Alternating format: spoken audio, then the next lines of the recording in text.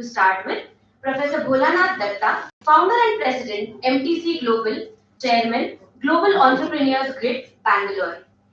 Dr. Noor Firdosh Jahan, Professor and Head of Department of Marketing, RB Institute of Management.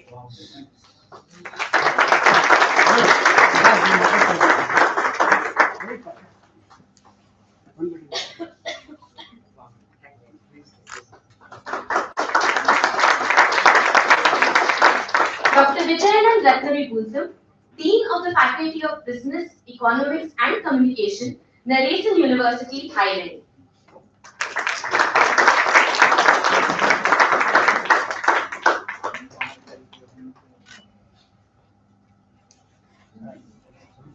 Professor Mohammad Rafiqul Islam, Registrar, Dhaka International University, Dhaka, Bangladesh.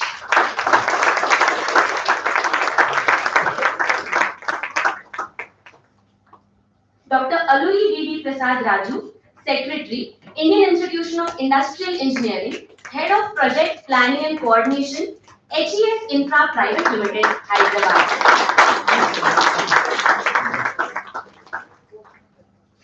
Shri M.D. Kasturi Ranga Sir, Trustee, RSST and Chairman, Governing Body, RB Institute of Management, Bengaluru.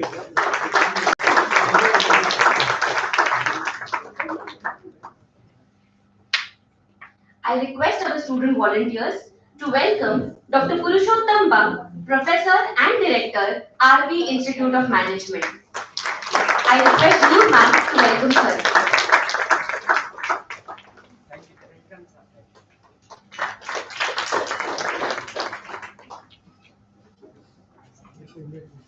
Please be seated.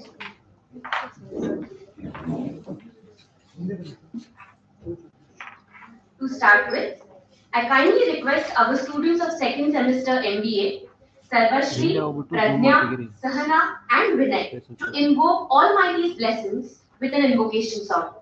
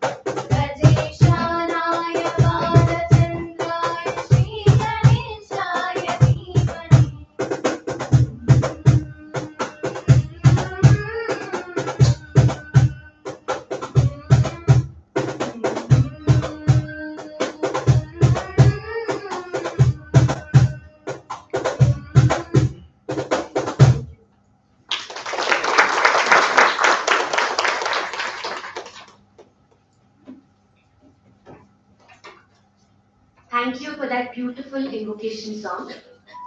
Let us now move forward with the lighting of the lamp to symbolize the enlightenment that this summit will bring to the future of education. I request all dignitaries to come forward for lighting the lamp.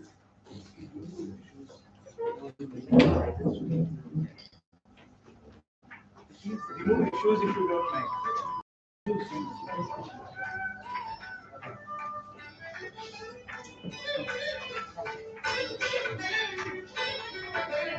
Om Bhurbhuvah Swah Tatsaviturbharenyam Bhargo Devasya Dhimahi Dhiyo Yo Nah Prachodayat. Om Bhurbhuvah Swah Tatsaviturbharenyam Bhargo Devasya Dhimahi Dhiyo Yo Nah Prachodayat. Om Bhurbhuvah Swah Tatsaviturbharenyam Bhargo Devasya Dhimahi Dhiyo Yo Nah Prachodayat. Om Bhurbhuvah Swah Tatsaviturbharenyam Bhargo Devasya Dhimahi Dhiyo Yo Nah Prachodayat.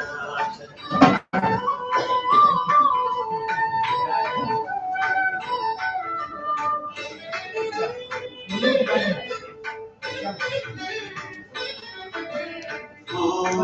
Bhurbhuvah Swah Tatsaviturbharenyam Bhargo Devasya Dhimahi Dhiyo Yo Nah Prachodayat. Om Bhurbhuvah Swah Tatsaviturbharenyam Bhargo Devasya Dhimahi Dhiyo Yo Nah Prachodayat. Om Bhurbhuvah Swah Tatsaviturbharenyam Bhargo Devasya Dhimahi Dhiyo Yo Nah Prachodayat. Om Bhurbhuvah Swah Tatsaviturbharenyam Bhargo Devasya Dhimahi Dhiyo Yo Nah Prachodayat.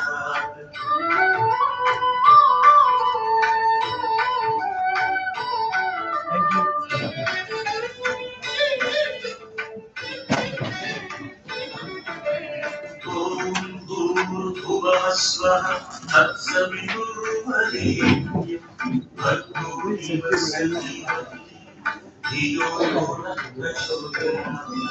Om Bhurbhuvah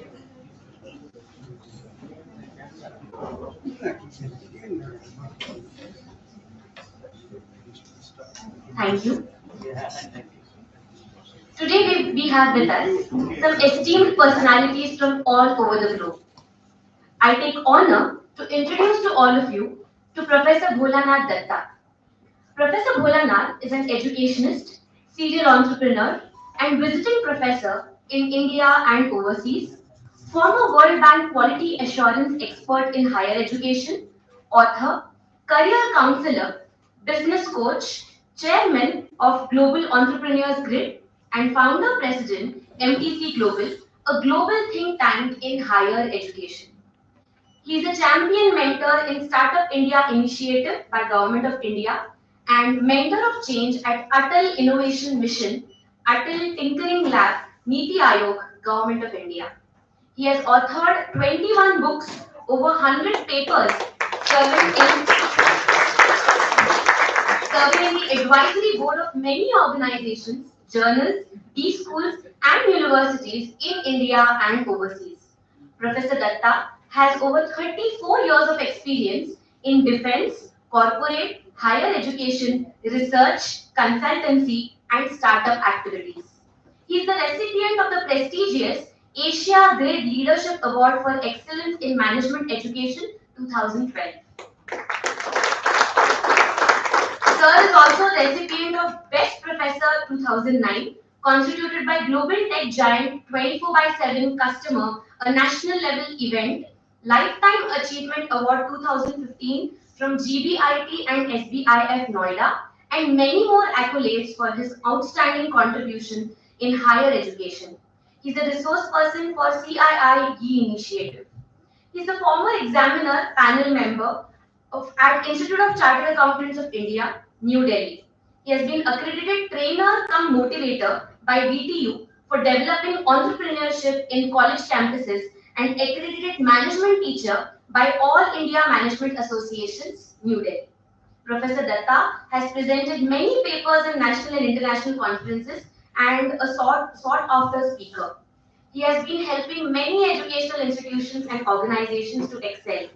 His present engagement is on internationalization of higher education and quality assurance in India and overseas. He's a change maker and a force behind over top 50 path-breaking initiatives under MTC Global and thus adding values every second in education space cutting across geographic region. His autobiography, Making of a Teacher, The Journey Continues, got released on 31st December 2011. Sir, it is our pleasure to have you with us here. I request you to welcome the gathering and give us the summit theme overview.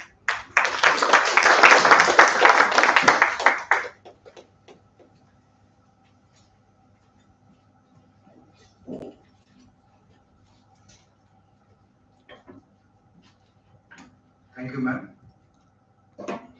Respected Dr.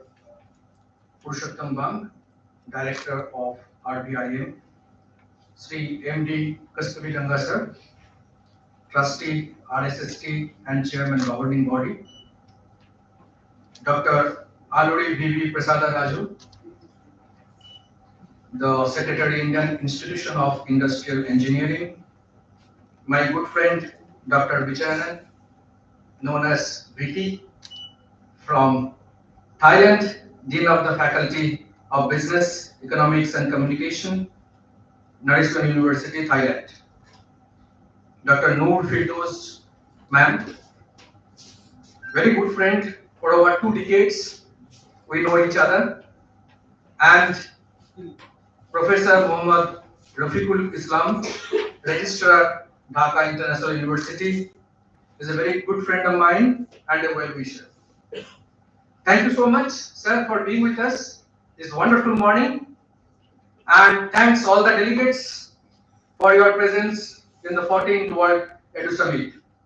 I express my heartfelt thanks to Dr. Arnel from Philippines, whom I went to airport to receive with my family and came back home at night 3 o'clock. Thank you so much.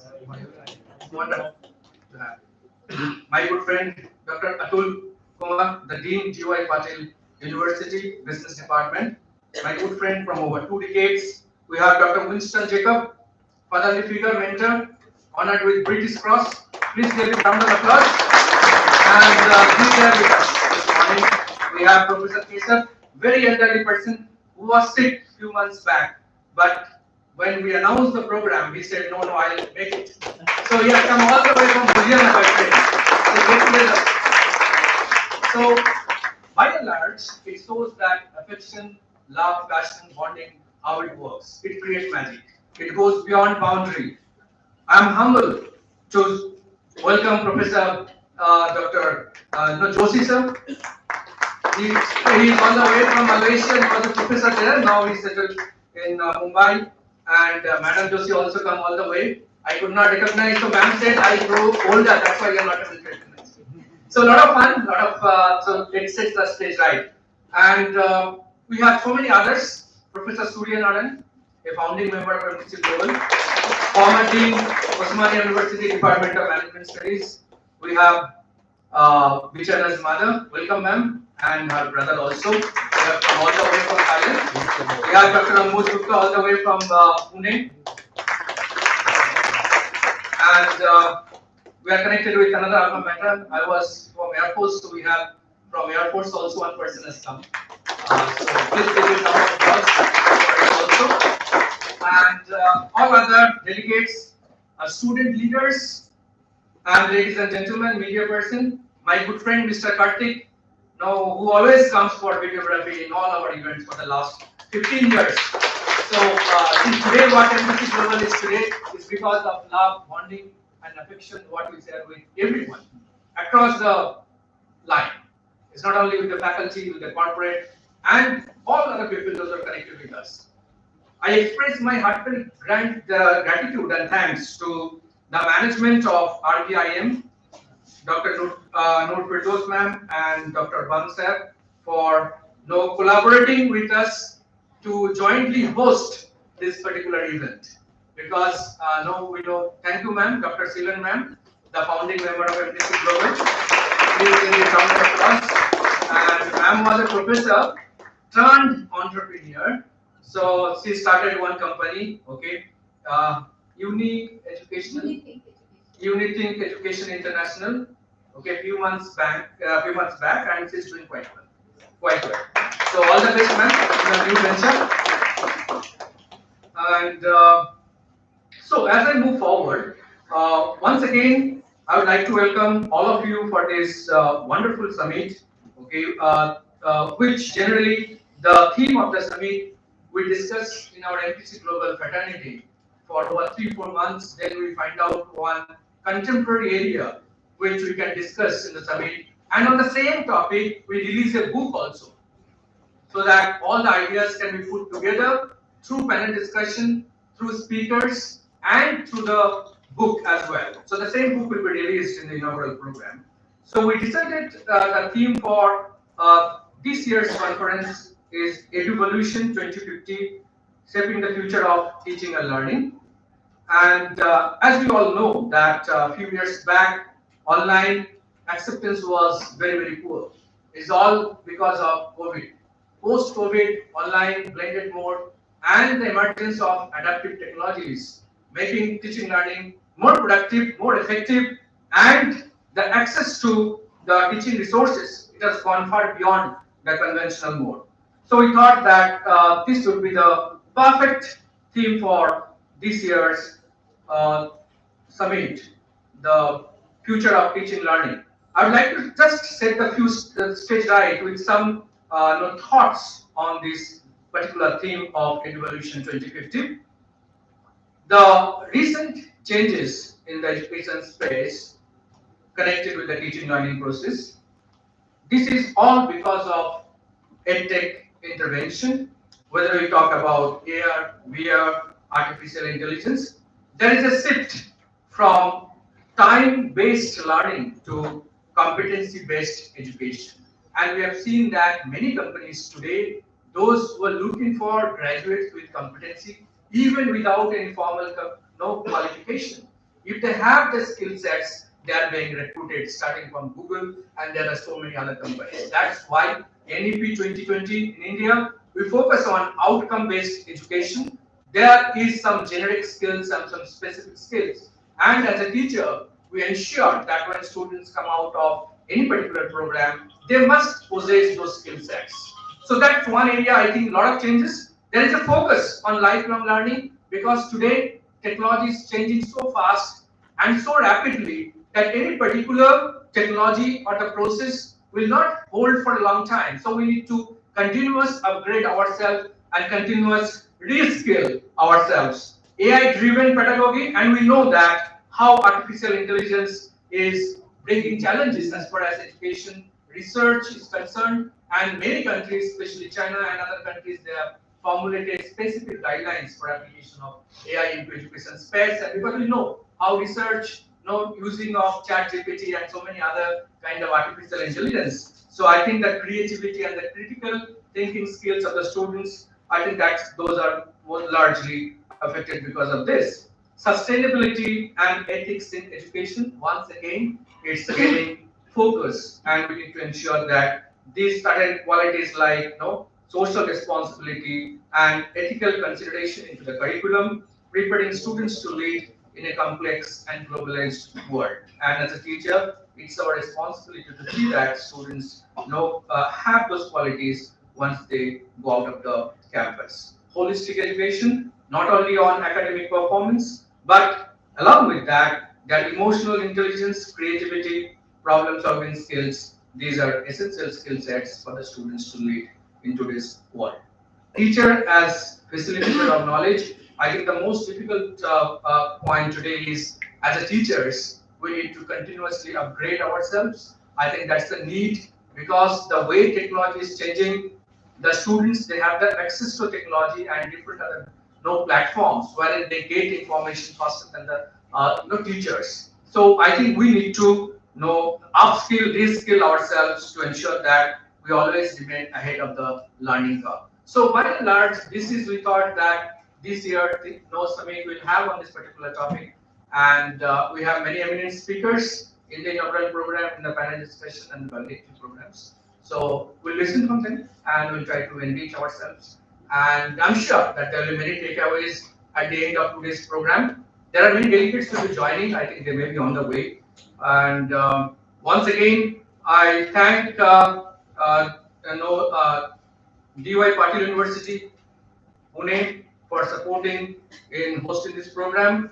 Dhaka International University, Daffodil International University, okay, for collaborating with us in the 14th World Edu Summit, and definitely the RBIM because we are hosting together. So once again, from RB family and MTC Global family, I extend a hearty welcome to all of you. Thank you so much.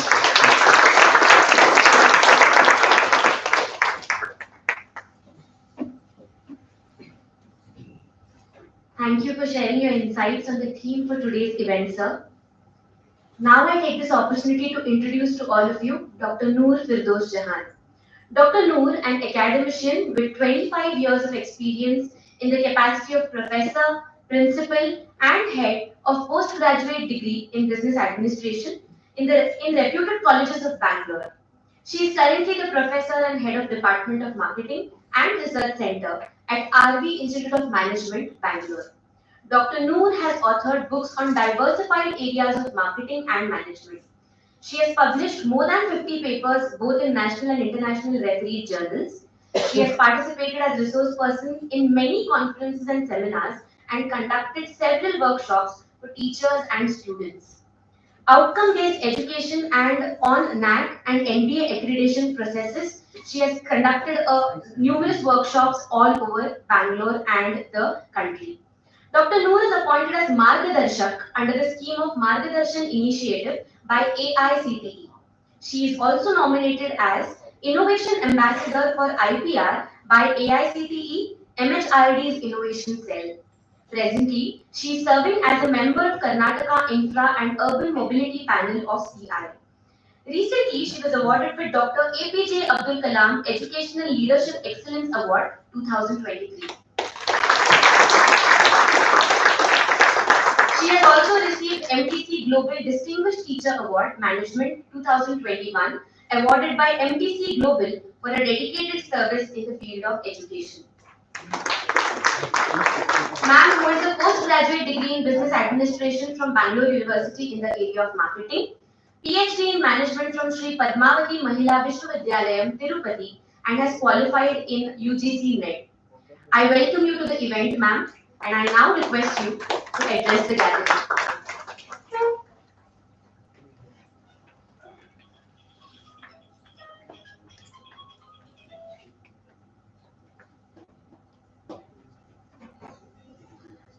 Thank you, Pooja. A very warm and pleasant morning to everyone present here. Respected dignitaries, on the dais, off the dais, speakers, delegates, faculty colleagues, students, and my dear friends. I, Dr. Noor Firdosh Jahan, convener of 14th World Edu Summit called as EduVolution 2050, shaping the future of teaching learning. Welcome you all to the summit organized by MTC Global in collaboration with RV Institute of Management. To talk, sir have already spoken about the theme, but little I want to mention about it. So digital technologies and evolving attitudes are set to drive the radical transformation and disintermediation by 2050. They will overturn the medieval model of universities as well as antiquated approaches to schooling and lifelong learning. Here, I would like to bring three important changes which I feel may experience in future with reference to teaching and learning process. The first change I want to bring is that it is going to be more compelling and effective way to learn online and also hybrid format. Technology will enhance, if not replace, traditional classroom learning with new ways to explain topics, provide regular low-stake tests to track comprehension, and adopt learning according to accordingly to help students to progress. These changes we are witnessing in present scenario, and I feel it is going to increase in future. Second, I feel there will be a greater personalization. As for too long, students have been restricted by the bundling of courses at their educational institution based upon the schedule, preferences, and availability of faculty, then by their own priorities or interests. Interdisciplinary studies are more compelling and relevant for many subjects and students. And even before, important in driving the scientific advances in fields such as environmental science and sustainability that is going to grow further and demand towards that is going to increase. Third, I wanted to talk about the growing search for quality and value for money in courses, leading to the greater disintermediation of universities themselves that will be partly be driven by the rising cost of education and growing concern about the consequent social inequality it is going to create. Why access in-person teaching at a mediocre institute when universities offering can be unbundled and students pick courses offered online with the best world-class experts and universities. Breaking up delivery in this way will require the greater flexibility in the regulation in our Indian education system as well as the universities. Marking and granting of qualification and willingness with the best teachers and the universities to share. But with all these three changes, educational disruption with faster democratization in across and more flexibility in training for very far wider group of individuals through their individual lives. It will open up access to education to different levels of society and reflect the growing need for adaptation during the evolving lifetime of work and leisure. The march of technology is not neutral. While it has benefits, it will also bring many practical and ethical questions, like alienation through limited human interaction, the risk of violations of privacy in learning, and the wider status of mental health will all require the balance of more human and human touch. That will spark demand for new form of in-person contact, new experiences during periods away from work or home. And new farmers, partly disconnected from farmer learning, are connected to the different ways. That is where some of the greatest innovation and human creativity will be required. Today, we are here not to predict the future, but to create it. Together, we have the power to shape a world where learning is boundless, education is a lifelong journey, and every individual can realize to their full potential. So with this note, I would like to, as a convener, it's my duty to take this opportunity to express my heartiest gratitude to Professor Bholanath Datta sir, founder and president, MTC Global, chairman, Global Entrepreneurship Grid, to collaborate with us and make this day possible. Thank you, sir. I also express gratitude to all delegates. I also express gratitude to all delegates and speakers for coming all the way to our institute. It is really truly a privilege to have you all among us today. Thank you so much. I thank our management, Sri Rashtriya Shikshana Samiti Trust, for the support to organize this event at our institute. I also thank our director, Dr. Purushottam Bhaskar, who is there throughout the summit, helping us, guiding us, and making this possible. Thank you, sir. And thank all our teaching and non-teaching staff of RVIM for working tirelessly to make this event a grand success, and thank each one of you for your confidence. I also take this opportunity to thank our media persons, those who are here today to cover the event, and our sponsor of this event, ITC, they are there with us today, so for their contribution to this summit. This is a great platform which will add great value to all of us. I insist all of you to leverage the learning opportunities from all the renowned speakers of the day, who have come from different parts of the world to enrich your knowledge. I wish you all the very best and happy learning. Thank you.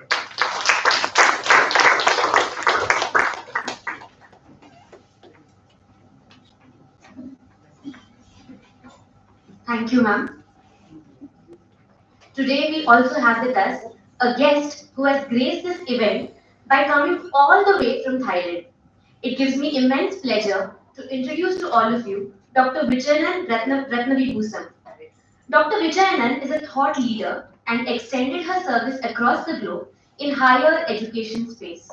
Presently, she is working as a Dean of the Faculty of Business Economics and Communication, Naresuan University, Thailand. She did her PhD in Management Science, Operations Management from Strathclyde Business School 2006, University of Strathclyde, and MBA in International Business and Finance and Banking from Dominican University, USA. She has in her credit many research papers in reputed journals and has also authored many books. She has received many prestigious awards and honors across the globe. Thank you for gracing this event, ma'am. I welcome you heartily on behalf of RB Institute of Management.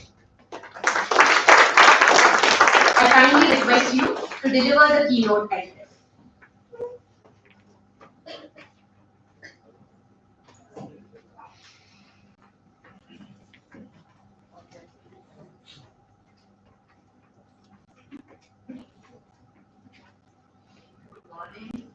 Good morning, Professor Bolana and honorary speaker, distinguished guests, all participants, ladies and gentlemen. I'm really honored today to standing here to be the guest speaker and especially for the receive the award from the MTC Global today. In fact, today I'm very honored. I'm speaking at the one of the most popular IT city in the world.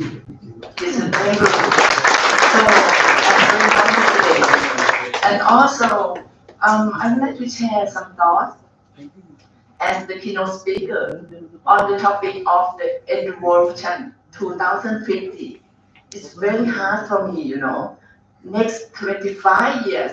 So very, very difficult when I got this topic from the Professor Bolana. So next 25 years, I'm going to be 80. It's already, getting old already, but I would like to have it to share all the thoughts with you today.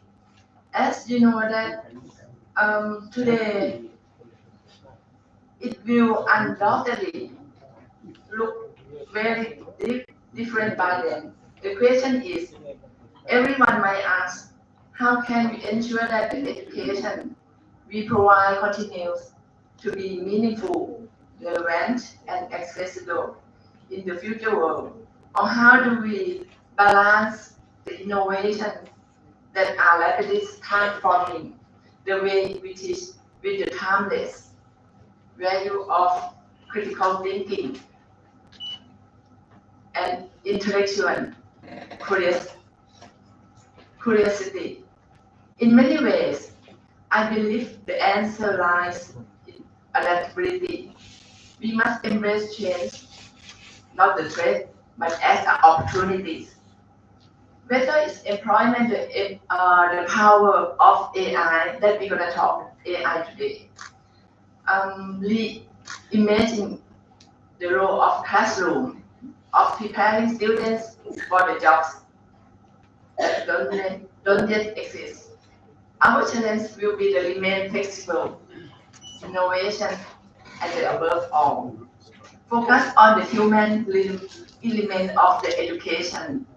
I also think it's very important that we ask ourselves that role as the professor and institutions want to play in shaping this future. It won't be enough to simply react to change. We must lead it. That means raising not just academics excellence, but also resilience, empathy, and a sense of global citizenship in our students. So as we look to 2050, I encourage us all to be bold in our vision and mission, push the boundary of what higher education can be. Thank you once again. So for this incredible honor, and I look forward to exciting discussion we'll have today. So before before I will start about the presentation, I would like all of you to just a quick have the video. Actually, it's 20 minutes, but I'm gonna skip part by part. So it's going to be 6 important parts, but you can see the video first. But I don't know how to, maybe it's okay then. So Yeah, you can switch off the lights. yes, can I just yes. Imagine a classroom in 2025 where learning is a thrilling adventure uniquely tailored for each student. This is not a distant dream, it's the future of education, driven by artificial intelligence, also known as AI. AI is revolutionizing education, moving away from the one-size-fits-all approach. Instead, it customizes learning paths for individuals. A Holland IQ report predicts that by 2025, the world will invest $6 billion in AI for education, with a 47% growth from 2020. These numbers reflect AI's significant role in global education transformation. Now, let's explore 8 remarkable ways AI will soon enhance learning, making it more enjoyable and exciting for everyone. Number 1, personalized learning experiences. What if your learning was made just for you? That's exactly what AI is bringing to the table. Let's explore how. Personalized learning is one of the coolest things AI is doing in education. Imagine learning in a way that's perfect for you. Your style, your pace, your interests. AI is making this possible. AI uses smart programs to figure out what each student is good at and what they need help with. It looks at how you do at school, what you like, and how you learn best. Then it uses all this information to make learning that fits you perfectly. What's great about AI in learning is that it keeps changing as you do. It's not stuck in one way of teaching. As AI gets to know you better, it changes the way it teaches to match how you're growing. This means no more boring one-size-fits-all classes. Instead, everyone gets to learn in a way that's best for them. Before we reveal the next groundbreaking way AI is set to transform education, let me ask you a question. Have you ever wished for a tutor who understands your learning style perfectly and is available 24/7? Well, the future of education has an exciting answer to this wish. Let's dive into our second key transformation. Number 2, intelligent tutoring systems. In the world of learning, tutors have always been crucial. They guide, give feedback, and help each student on their unique learning journey. Now, AI is taking the role of a tutor to a whole new level, one that's set to change education in a big way. Picture this, a virtual tutor, always there, ready to help you anytime and anywhere. This isn't just a dream anymore. AI is making it real with intelligent tutoring systems. These systems are about to change how we learn in a big way. AI-driven intelligent tutoring systems are more than just helpers in the classroom. They're like personal mentors, but even better. Imagine a classroom in 2025 where Imagine a classroom in 2025. Pause it.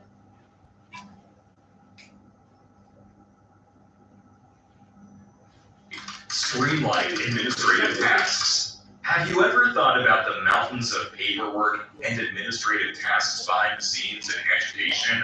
What if AI could streamline these processes, making schools and colleges more efficient than ever before? Let's explore our third transformative way AI is reshaping education. Behind every educational institution, there's a world of administrative work that keeps everything running. But often, this work takes up a lot of time and effort.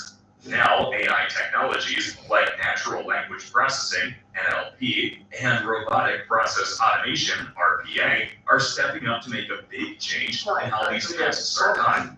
Take the admissions process.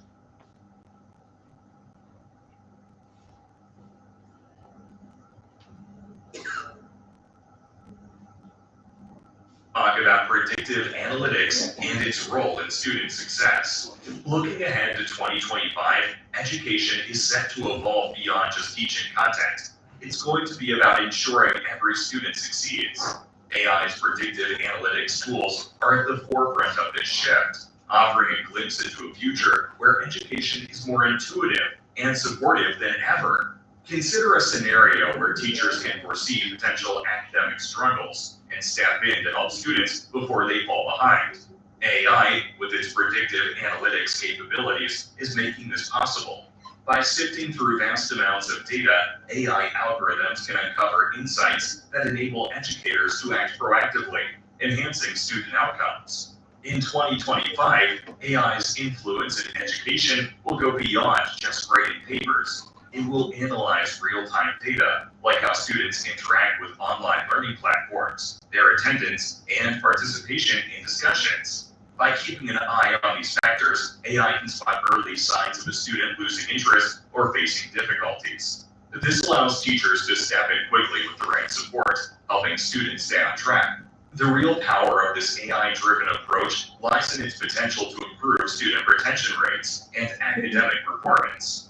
According to a study by the Global Education Council, schools using predictive analytics have seen a 20% increase in student retention rates. This approach is about more than just passing exams. It's about equipping students for success, not just in school, but in life.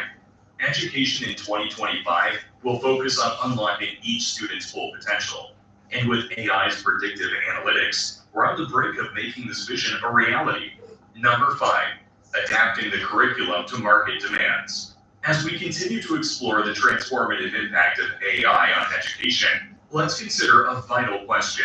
How will the education system keep up with the rapidly changing job market of 2025? The next way AI is revolutionizing education addresses just that, ensuring students are ready for future careers.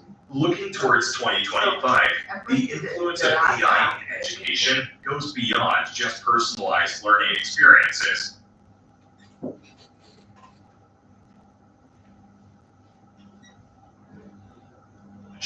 AI-driven language translation tools are already making a significant impact. My language. AI-driven language translation tools are already making a significant impact, welcoming students from all linguistic backgrounds into a unified learning space. With AI-powered translation, students who speak different languages can access the same quality of education, tailored in a language they understand. This is not just a vision for the future, it's happening right now.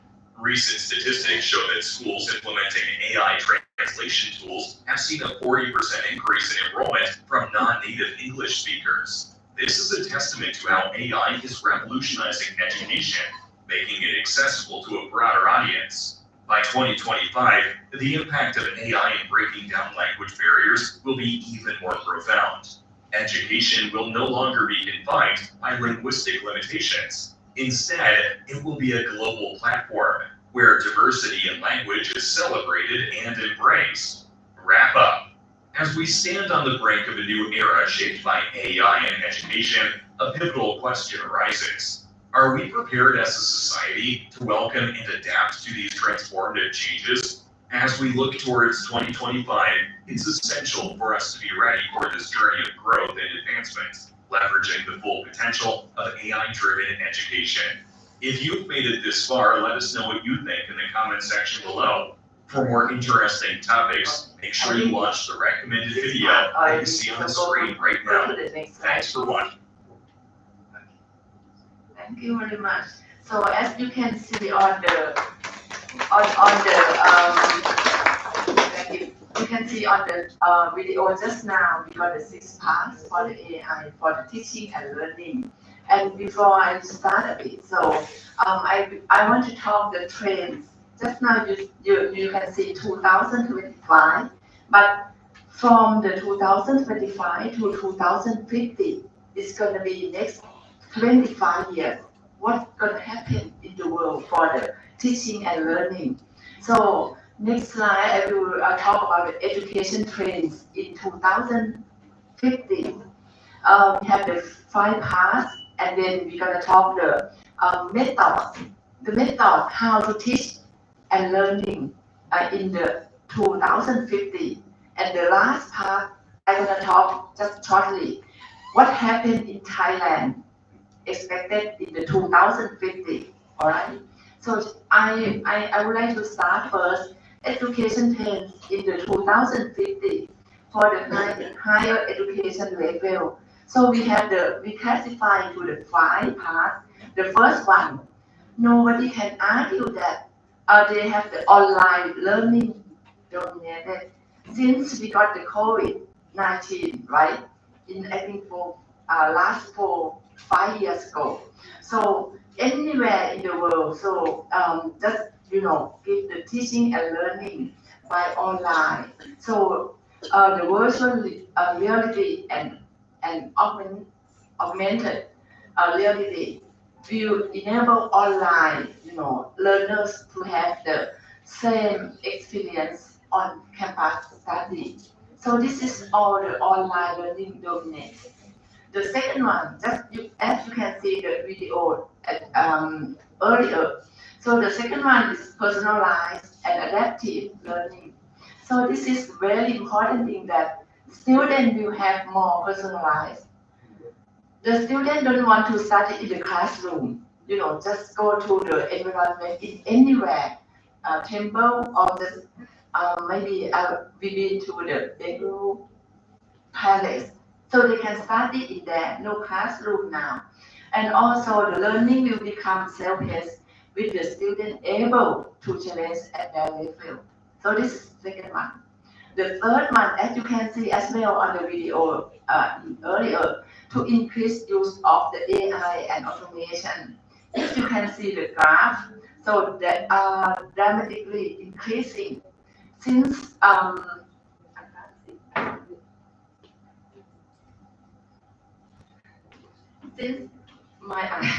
since 1990 to 2050. So it's going to be increasing rapidly, 25 years for the AI and the automation, and also the robots. Everyone cannot deny that the robot will super intelligent, will prepare course. And some students, even MBA, my MBA or my PhD student now, when they do the thesis, they use the AI. Or even the writing the publication, they use the AI. But not now not for the robot. But I think in the future will be the robot. And the next one, chip in teacher roles. This is for the professor or for the teacher. So the teacher will take more of the guiding role to help the direct students into the suitable life and career paths. The teacher will need to be adapted, not just only the lead the slide and so teacher also professor or teacher also have to adapt to teaching and learning by using the AI instead of just take the some note in their lecture. And also the next one is visual and interactive learning. So artificial intelligence, everyone know AI. So AI stands for the artificial intelligence. This is a virtual learning using the image graph and also the VR and AR. So it's become the main teaching method. So the next century or the next 25 years ago, teacher cannot be, just take the note and teacher in the classroom, teach the student in the classroom. This is can call the virtual and interactive learning. This is a file, in summary, this is a file pass for the trend in the 2050. And the next one, I'm going to talk a bit about the method because the 10 more minutes. The method, 10 of the teaching and learning method in the 2050 I will classify into 7 types of the methods. The first one, I think the first one is the self-guided and the personalized learning that I mentioned earlier. So this is very important for the personalized learning. The student can, study anywhere in the world by online or by, searching and everything. And the second method is immersive learning environments as well. Just I mentioned, you can study in the palace, in the Bengaluru palace, or in anywhere in the world as well. This is immersive learning environment, about the environment. And the third one, we're talking about the AI and data-driven insight. This is not just a dream anymore, as you can see on the video earlier. So the learning analytics will help educators tailor their teaching strategies to better meet the needs of individual students, ensuring that everyone can progress in their own pace. This is AI and data-driven insights. And the fourth one, experiential and community-based learning. So as earlier Professor Noor said and Professor Bolana said, so in this century, any university, any college in the world, mostly they use the based on the outcome based and solving the problem, right? So this can be the community-based learning as well, but they try to use their experience in the teacher experience or professor experience or even the student experience. So this is very important thing as well. The fifth one, flexible and adaptive class structure. So this can be classroom will decided. I mentioned a few times. Classroom will be designed to be adaptable with the furniture and layouts, and also that can be easily reconfigured to support different teaching methods and learning styles. So this is the fifth one too, flexible and adaptive class structure. The sixth one, focus on the skill over age, lifelong learning now. Even, people who 80 or like a mama is 80, so she can study, lifelong learning. So she can study since was born until the 80. So it's very, simple now. And the seventh one, continuous learning and lifelong as well. So this is just now we're talking about lifelong learning as well. In summary, so the trends, the method, 10 of the methods, teaching and learning, I can classify into the 7 kinds of the methods. And the time is running out. I go in for the trend of the teaching and learning in Thailand. So in Thailand, in 2050, what's going to happen?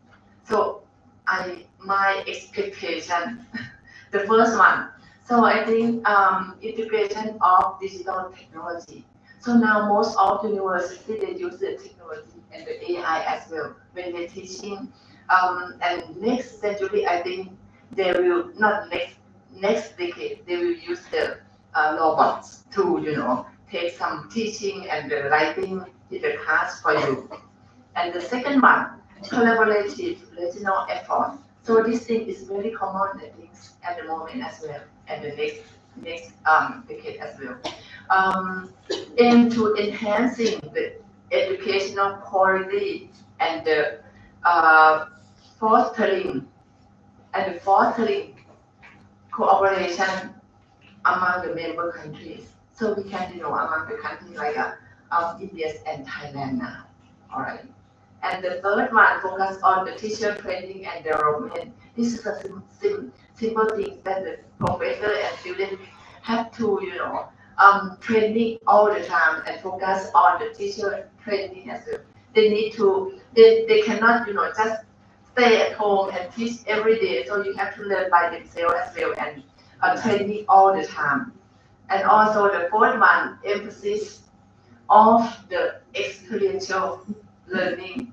So this is also very important at this moment and next decade as well. Schools are expected to foster environment that encourage collaboration, critical thinking, and problem-solving skills among the students. So this is the main thing. The fifth one, diverse educational option. So this is the education system in Thailand will continue to offer a variety of the schooling options, including the international school. A lot of international school in Thailand now, and also very expensive. All right, but they will try to use the AI teaching for their kids, for their students. The sixth one, this is I think I'm sure any college, any school in the world, they use the curriculum reforms. So in Thailand, like we develop the curriculum if bachelor degree, we revise the curriculum every 4 years.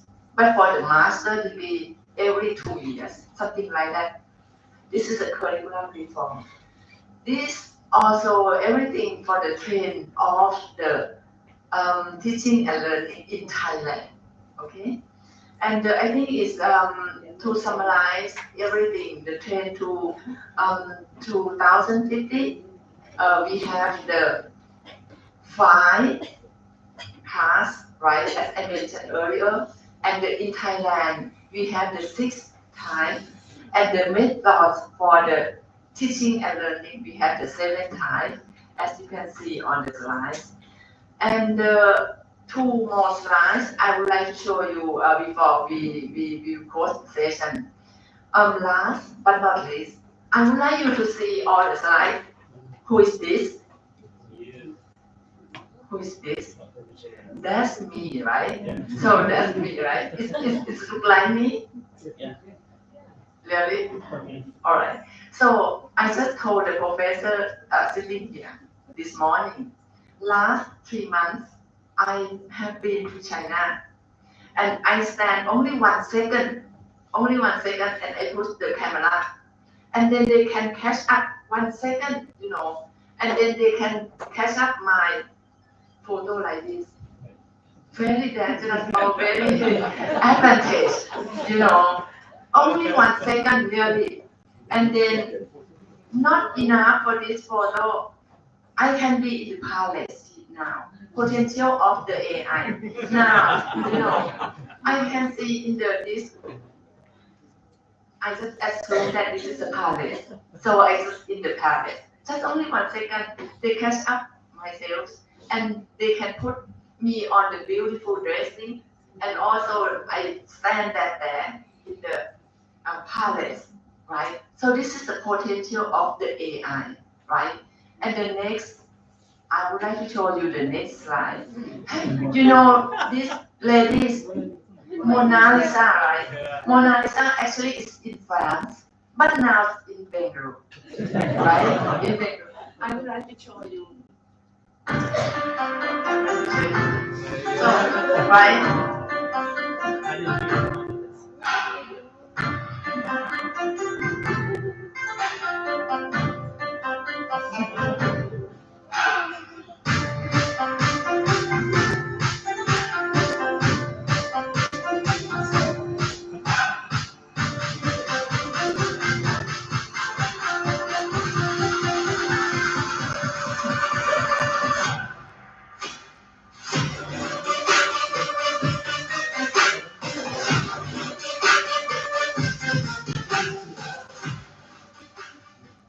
Right? Mona Lisa alive now. Even she said more than 100 years ago, right? With the way AI is advancing, so I wouldn't be surprised that if someone decide to bring the Mona Lisa Back to life. to the life, yeah, back to the life now. So 100 years ago, she just sit, nothing to move, right? But now she can move. So this is an AI. I'm happy for her to sitting and dig the tree just now, right? So now she finally alive. This is the potential of the AI. So I hope that for the students or for the professor can use the potential of the AI to be the advantage of your career. Thank you very much.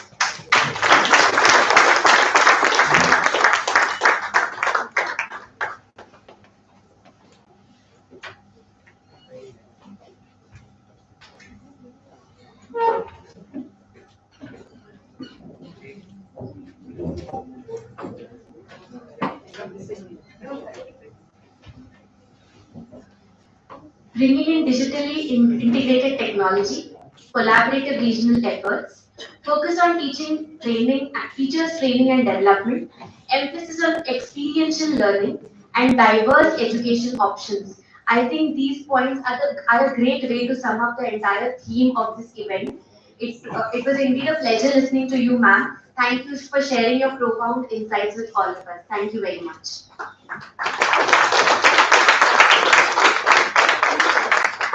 We also feel extremely fortunate to have with us Professor Muhammad Rafiqul Islam as our guest of honor, who has come all the way from Dhaka, Bangladesh.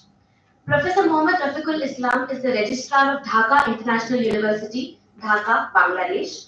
Previously, he was the Chairman of Business Administration Department and Dean of the Faculty of Business Studies. He has authored over 20 research papers in top journals and undergone various specialized courses both at home and overseas. He has participated in many conferences and seminars and presented papers.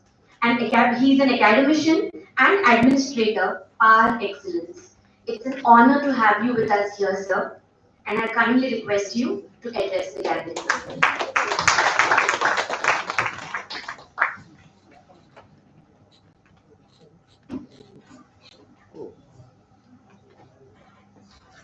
Honorable Founder and President of MTC Global, Honorable Chief Guest, Honorable Special Guest, Honorable Convener of today's program, Honorable Keynote Speaker, distinguished delegates, and respected participants.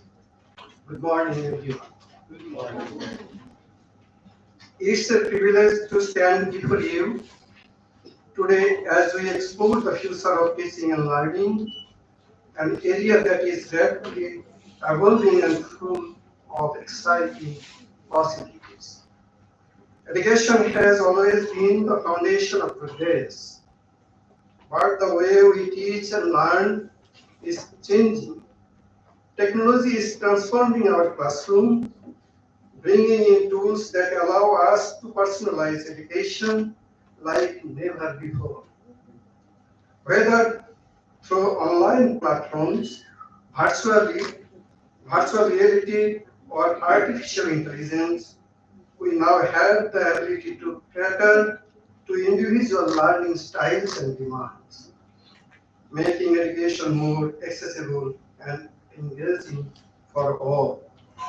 However, while technology is a powerful tool, the heart of education remains the connection between teachers and students. As we move forward, it's crucial that we maintain this human element, nurturing curiosity, critical thinking, and empathy.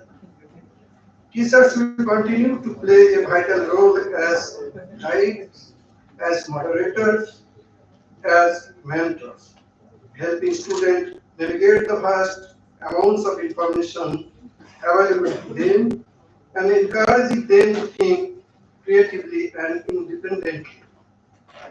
We must also recognize that the future of learning is not just about acquiring knowledge. It's about developing skills that prepare students for a rapidly changing world. This includes fostering adaptability, resilience, and a lifelong love of learning. which will enable our students to thrive in whatever challenges and opportunities the future holds. As we embrace these changes, let us remain committed to creating an inclusive and supportive learning environment where every student has the chance to succeed. The future of teaching and learning is bright, and together we can shape an education system that not only keeps pace with change but leads the way forward. Thank you, everyone.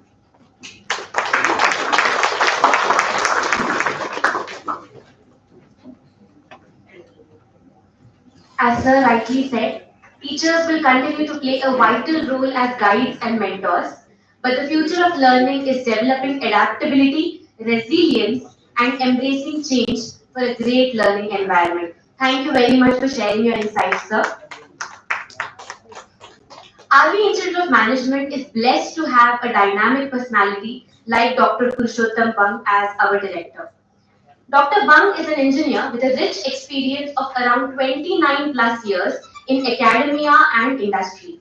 He completed PGDM from University of Melbourne, Australia, also known as Melbourne Business School, and MBA from Monash University, ranked 42nd globally by QS Global University Rankings 2024. He is on the expert advisory editorial panel of many institutions, universities, NGOs, and journals.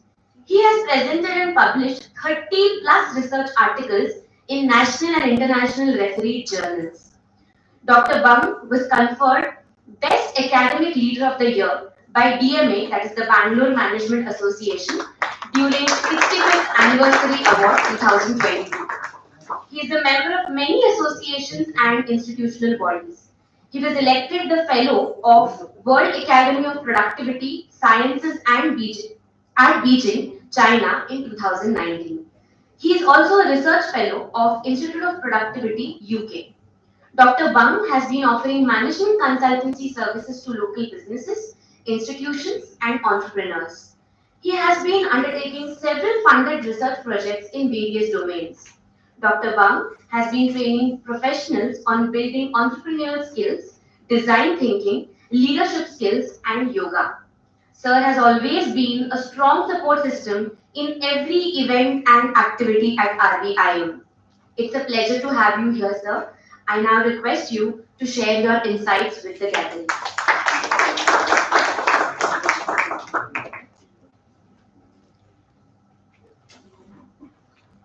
Thank you, Pooja, for that generous introduction. Thank you so much. Dignitaries on the days, off the days, delegates from various countries, like Philippines, Thailand, China, and so many other countries, and of course, are from India. So, welcome to you all. Welcome to RBIM once again. So, we were listening, right, that the technology is taking over, right, in many different ways. Okay, and I would like to deviate a little bit and talk about what, as an individual, we all can do. Okay, as an individual, actually, right? Not as an institution or not as an organization, but can we do something which is very, very significant and crucial as an individual? Can we be an institution in ourselves, in individual self? I would like to know the answer. Is it possible, not possible, or possible? Yeah? So each one of us can be an institution in himself or herself. And how we can be an institution in oneself. One very good example is amongst us today. It is none other than Bholanath Datta, right? One single man army who is running that MTC Global, contributing so much of innovative thinking into the space of education.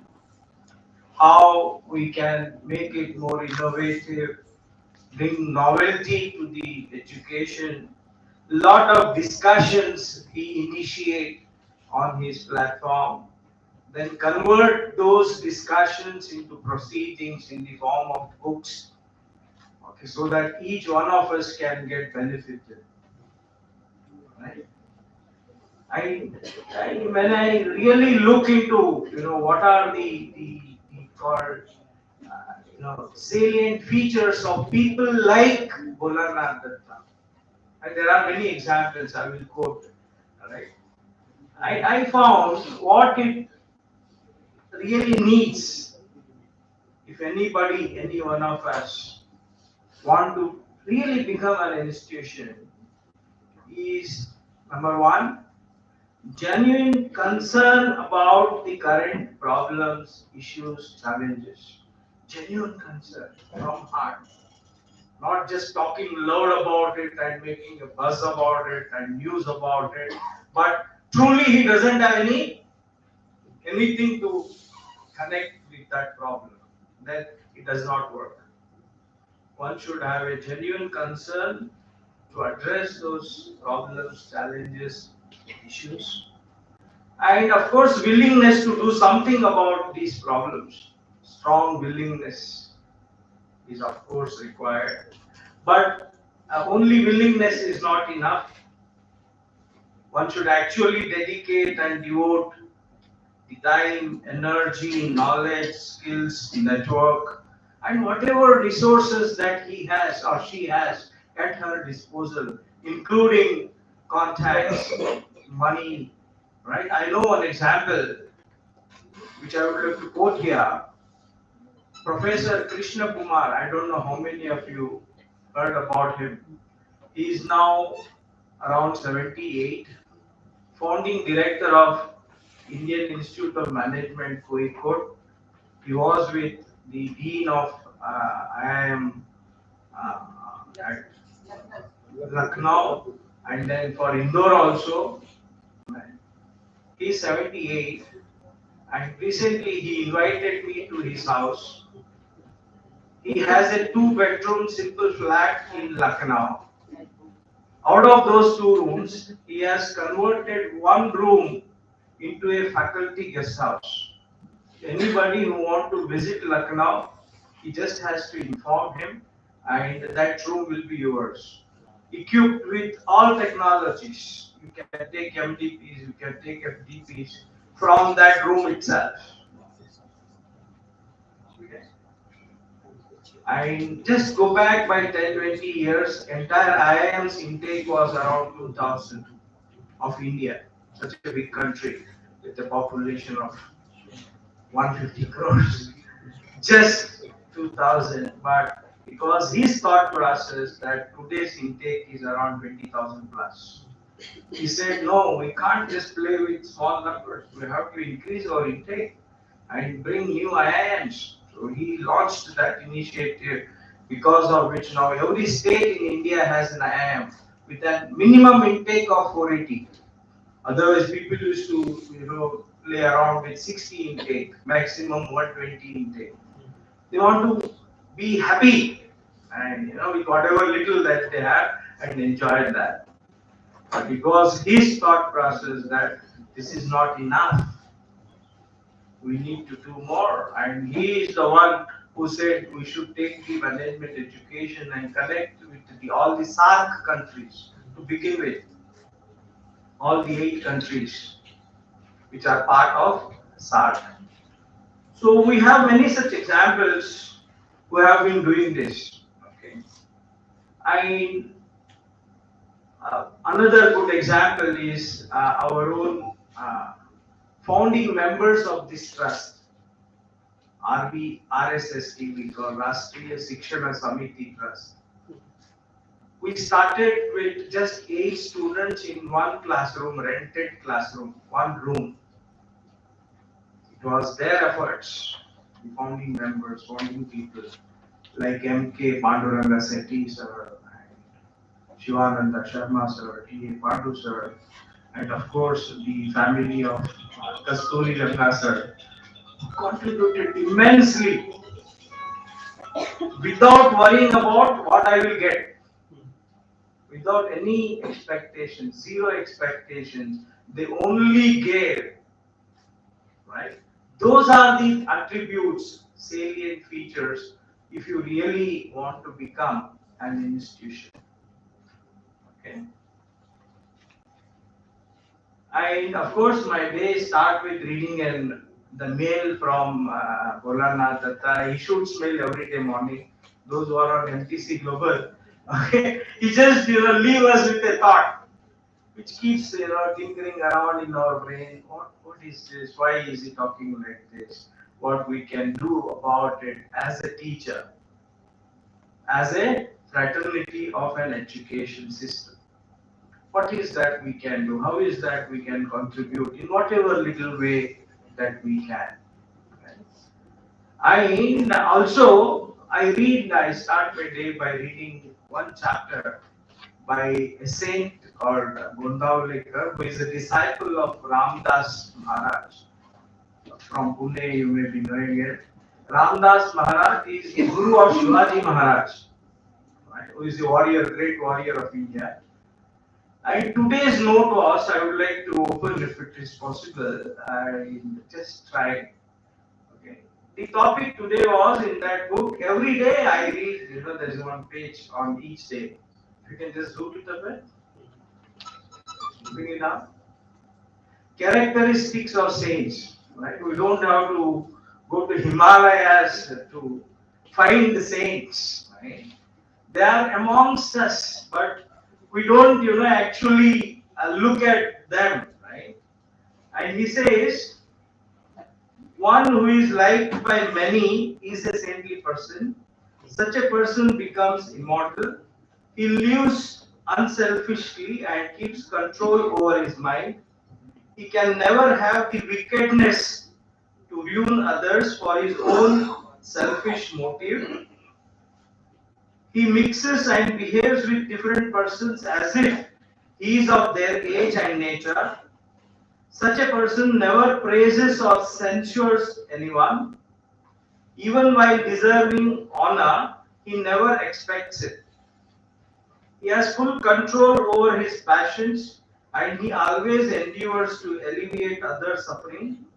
He remains in the original blissful state. That is, he never lets go conditioned by upadhi. Upadhi means achievements or ego or whatever little that we achieve. Such persons should be considered as the saints, the liberated souls. All their actions are inspired by God and are for good alone. Therefore, such actions result only in the welfare of the world. So you will find in every act of the saints these things, that is love, compassion, benevolence, unselfishness, and profound faith in God. Right? So we all can be saintly. We all can be saint. Right? Provided we change our mindset. Right? And with this, and again my humble wish today is, let us all try our level best to be an institution rather than remaining as an individual. Okay. So that is when something good we can contribute to the society, and this journey from an individual to institution is going to be very satisfying, enriching, filled with contentment and happiness. And lastly, of course, leveraging technology is very, very important. I am not against technology, be it generative AI, brain-machine interface, which our friend Elon Musk is working very heavily on. Blockchain, of course, is important. And augmented reality, virtual reality, extended reality, and you keep adding to the word reality are important. Robotics is important. IoT is important, and they are going to be there. We have to embrace them. There is no other way around.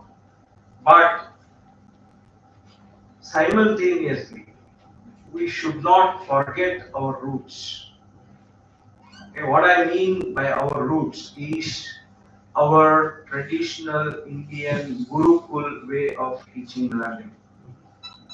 Okay.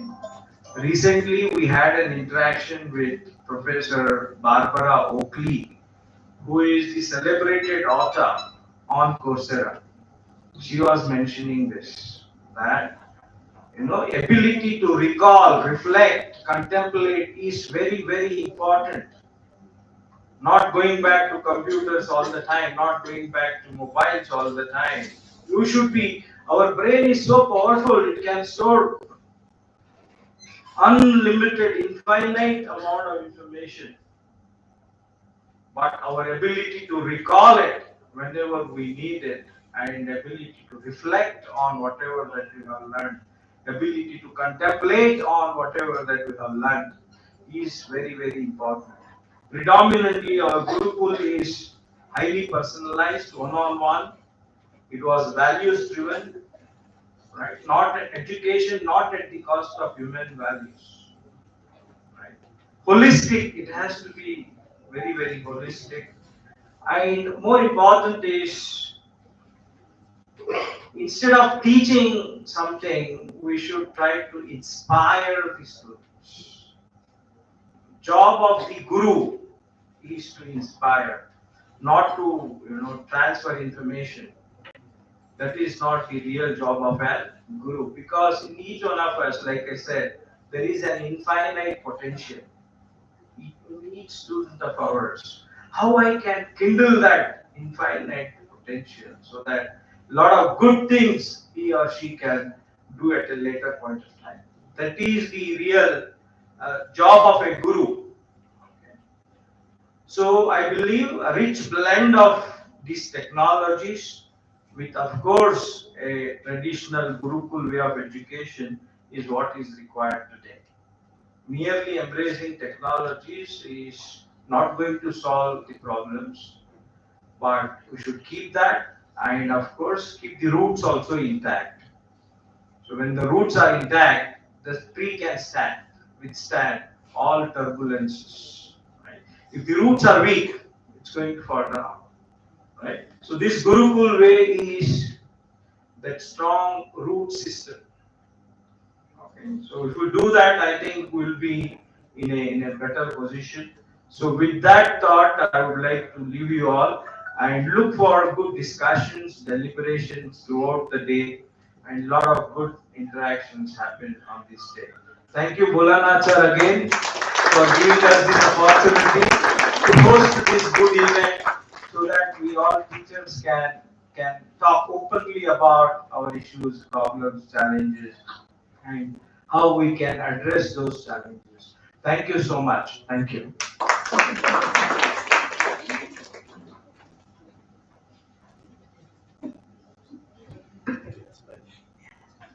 Thank you, sir. As you rightly put it into beautiful words, that we can all be an institution in ourselves. Adapting to technology is important, but sticking to your roots is more important, and the ability to recall and reflect is a vital quality each one of us should definitely possess. Thank you once again, sir. Our chief guest for today's event is Dr. Alluri V.V. Prasad Raju, and it is indeed an honor to introduce sir. Dr. Alluri V.V. Prasad Raju sir has completed his graduation in Industrial Engineering, post-graduation in Business Administration, doctoral fellowship in Industrial Engineering from IIM Mumbai, graduation in Combat Communication Management, ADA Turkmenistan, certification in Supply Chain Management from IIM Ahmedabad, Six Sigma Green Belt professional, and he is also a chartered engineer and senior ergonomist. Sir is endowed with more than 45 years of illustrious career in senior management cadre with different responsibilities in various diversified areas. He is presently working as the head for project planning and coordination, quality management systems at HES Infra Limited, Hyderabad. Sir has served as the member in various committees constituted by central and state governments, presently appointed as Member Board of Studies for Agricultural Engineering at JNTU Kakinada and as Honorary Secretary, Indian Institution of Industrial Engineering, Mumbai. Sir has participated in various seminars on development of automobile growth, presented papers in various international conferences on industrial and systems engineering, supply chain management, ergonomics in major cities of more than 40 countries so far. He is a fellow of IIE Mumbai, IIM Mumbai, IEI Kolkata, MTC Global, CAE Ottawa, and senior member of IISc USA, IAENG Hong Kong, and SCMA of the Philippines. He is a recipient of the most prestigious awards for outstanding professional contribution in the field of education, scouting, defense service, social service, industrial engineering, ergonomics, safety management, etc. Sir has voluntarily donated blood for 25 times. Sir, it is an indeed pleasure to have you among us here. I request you to address the gathering.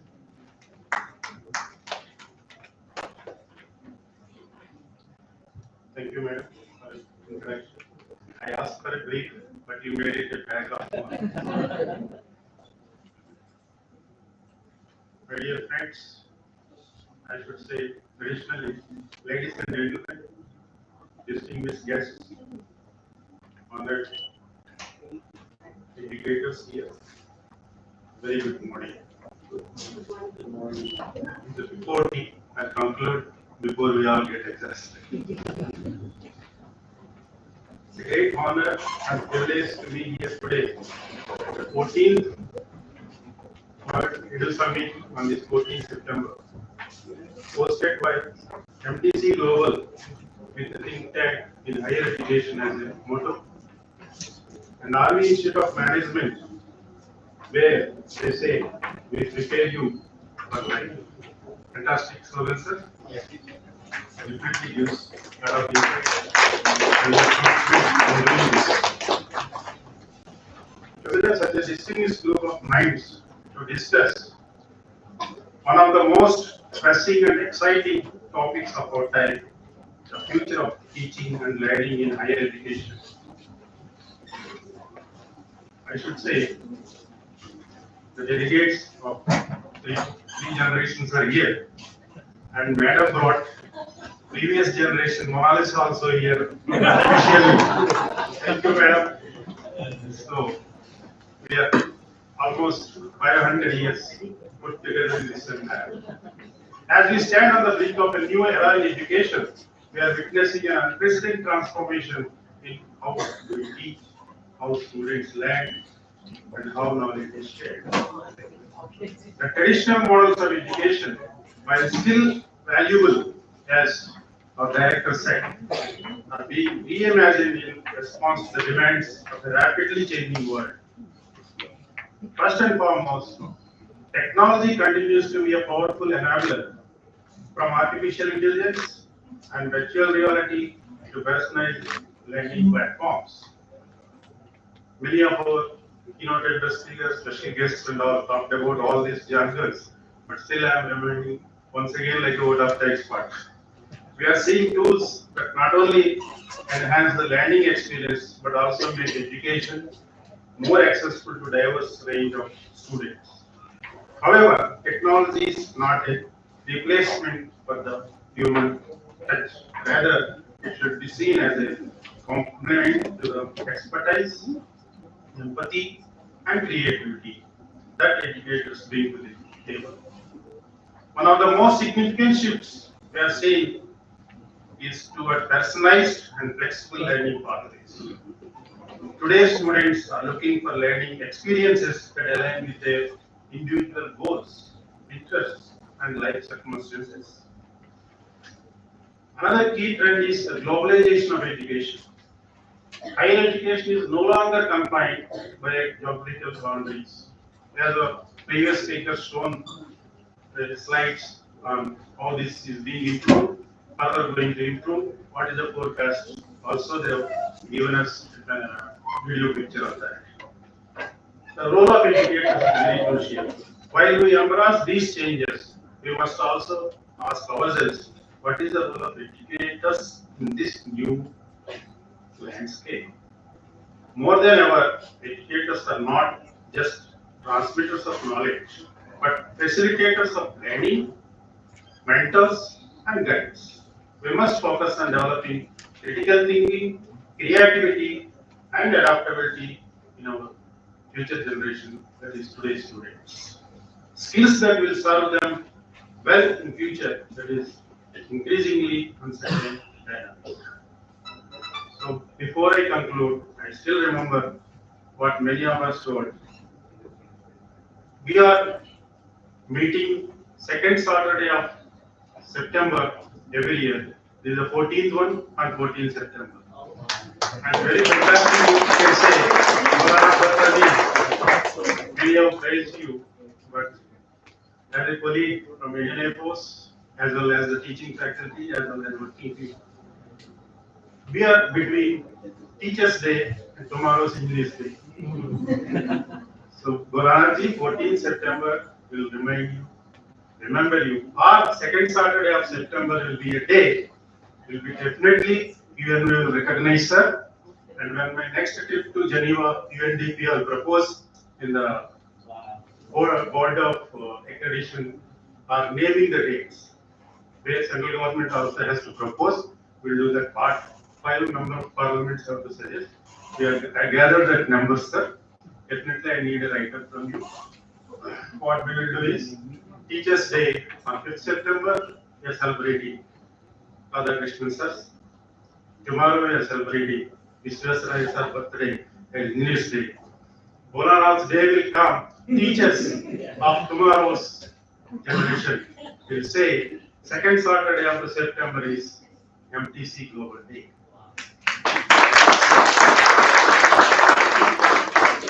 So with the quote, I just say this quote is not mine. I worked in NEP 2020 batch, and Professor Kasturi Rangan sir used to motivate us every day for half an hour in the morning, gave us tasks, and evening used to sum up and picturize and put up a draft for central government during 2020. Still have to be adopted by honorable members of parliament. It may be future generations' policy. He used to say, my dear friends, learn to teach and teach to learn. So with this and today's theme, that is go, let us change the world. All of you. Once again, thank you very much for giving me this opportunity.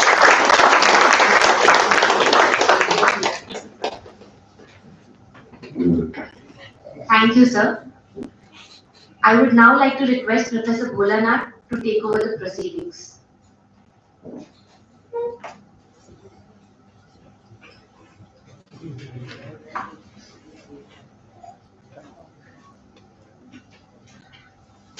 Thank you, ma'am.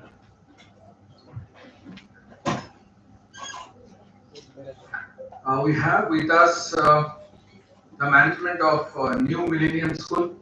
Sir, welcome. Welcome, ma'am. Let's give you a round of applause. Thank you so much. Now, every year at the World Edu Summit, we have a few MOU signed between the interested institutions across the borders for various joint initiatives like conferences, faculty exchange programs, joint research, and some of these initiatives in the past years, which are doing quite well. And today, we have a few institutions, those who are keen to sign MOU. I would like to announce their name, and I request Noor ma'am to kindly please coordinate for this. We have with us Registrar of Dhaka International University. Dhaka International University is one of the leading private universities in Bangladesh, and we have with us Professor Rafiqul Islam sir, the Registrar.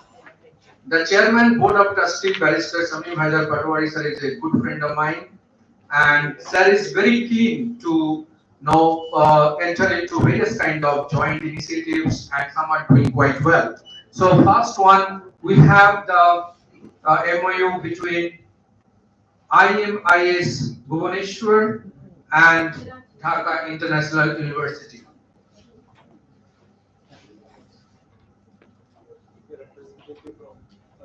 Yeah, I request Noor ma'am to kindly please, because I think he's still on the way. The person could not reach. So,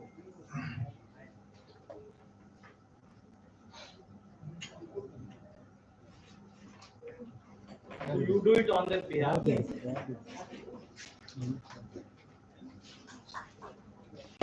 give it a big round of applause.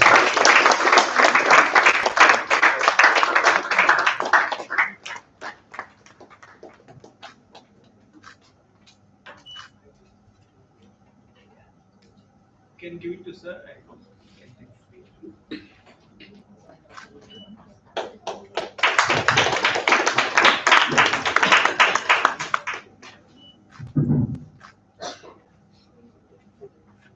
Thank you so much. Sir, be there only. The next one is between Geeta Ratna International School, which is also known as GIPS, reputed business school in Delhi, and Dhaka International University.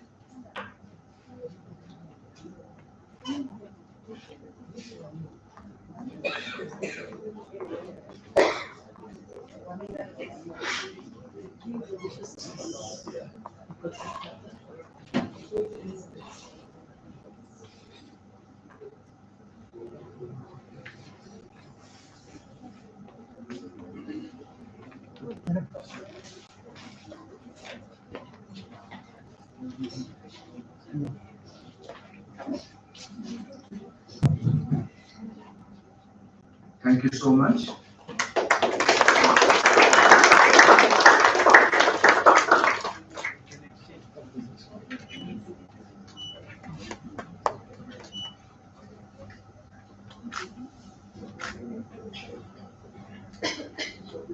Now we have MOU exchange ceremony between prestigious RB Institute of Management and Dhaka International University.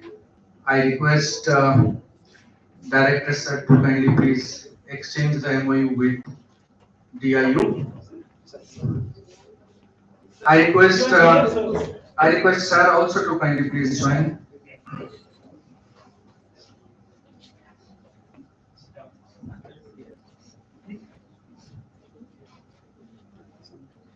Please give me a round of applause.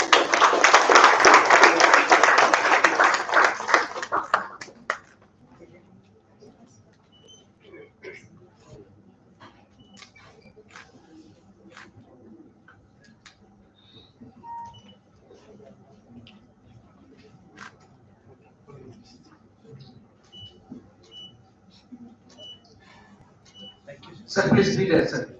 One more is there. Now the last one is between MTC Global and RB Institute of Management. I request Silan Mr. Ma'am, please, founding members of MTC Global to join. With sir, you.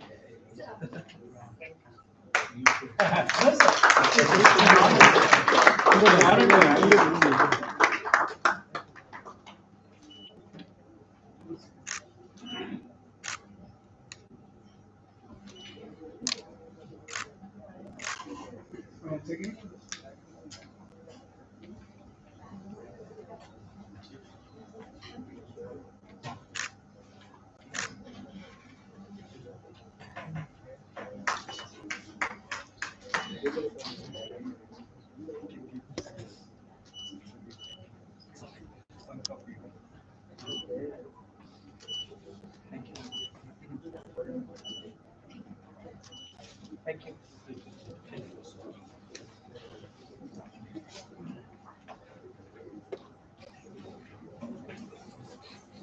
Thank you so much.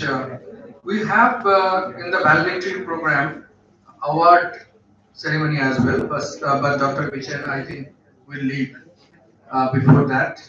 So it's my pleasure and to announce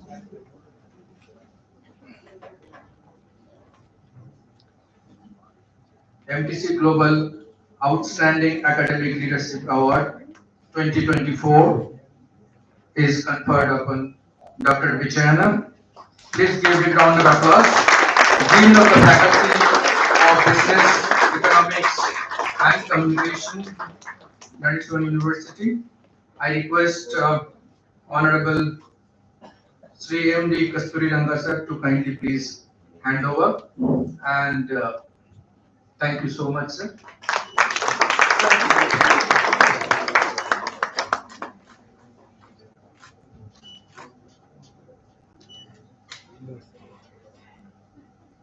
Yeah, you can put.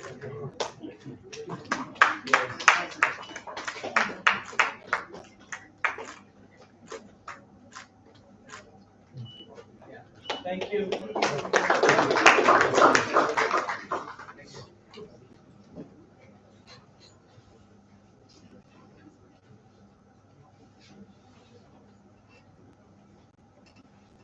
Thank you, ma'am. Thank you, sir. As it is rightly said that the best application is our brain.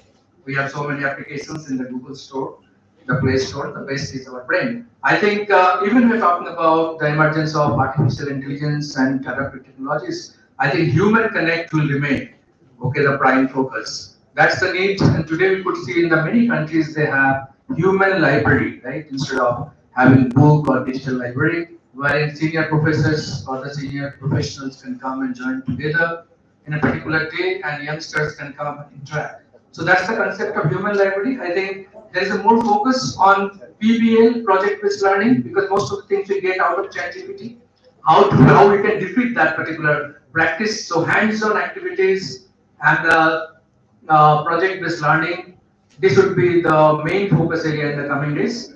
And thank you so much for the wonderful deliberation of all the esteemed dignitaries on the dais. I request ma'am to kindly please take over.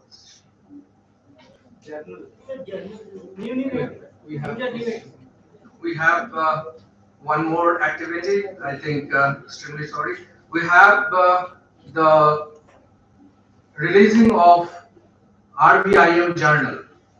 So I request all the dignitaries on the dais to kindly please the journal. So you can release. Yeah, this is issue number 1, volume 16. RBIM journal, issue number 1, volume 16.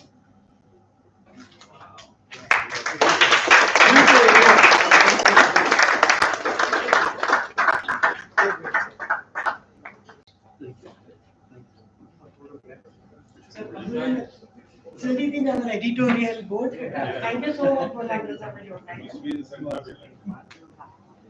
Kritika ma'am. Pooja.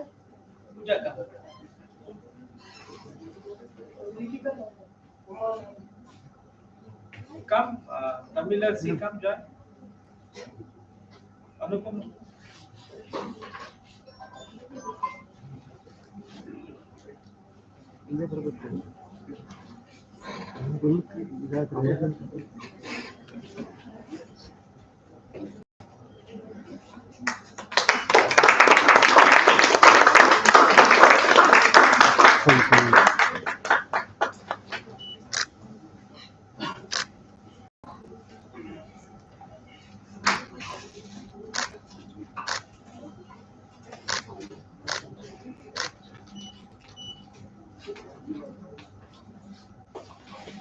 Thank you.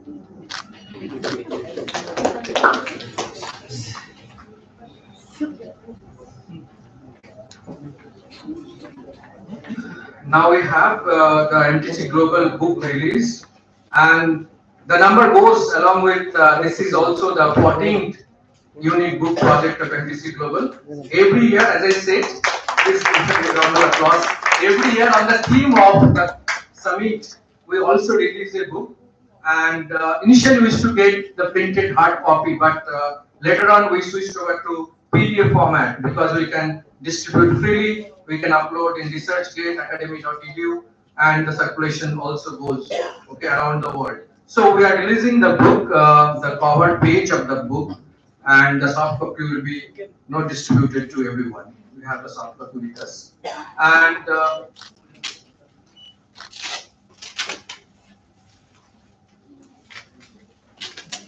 It's just a cover page. Yeah, you can distribute cover of the phone. Yeah.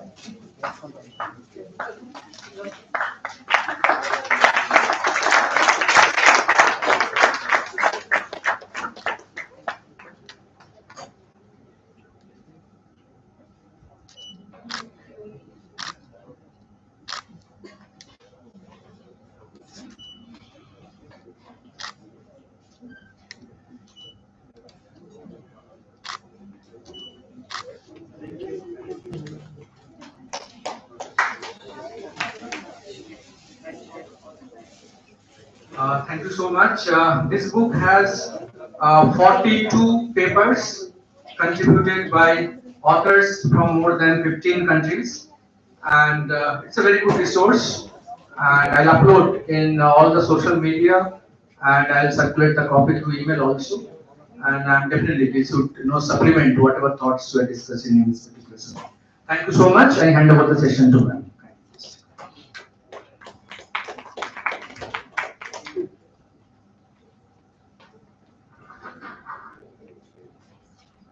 Thank you, sir. Today with us, we also have another esteemed personality, Shri M.D. Kasturi Ranga sir, Trustee, RSST and Chairman, Governing Body, RV Institute of Management. Sir is a resident of Bangalore. He holds a bachelor's degree in chemical engineering from RV College of Engineering and an MS in business administration from the Smith School of Business at the University of Maryland. He worked at the Worldwide Information Security Group of Johnson & Johnson and subsequently at Oracle Corporation as a sales engineer serving the government, education and healthcare verticals of North America. He is now a director in the Krishna Group of companies which operates into two verticals, namely flour milling and retailing. The retailing business has a team size of 150 people and is involved in the franchise business of Tanishq Jewelry and Titan Watches. Sir also serves on the board of trustees of the RB Group of institutions. I now request Dr. Kasturi Ranga sir to deliver the presidential remarks.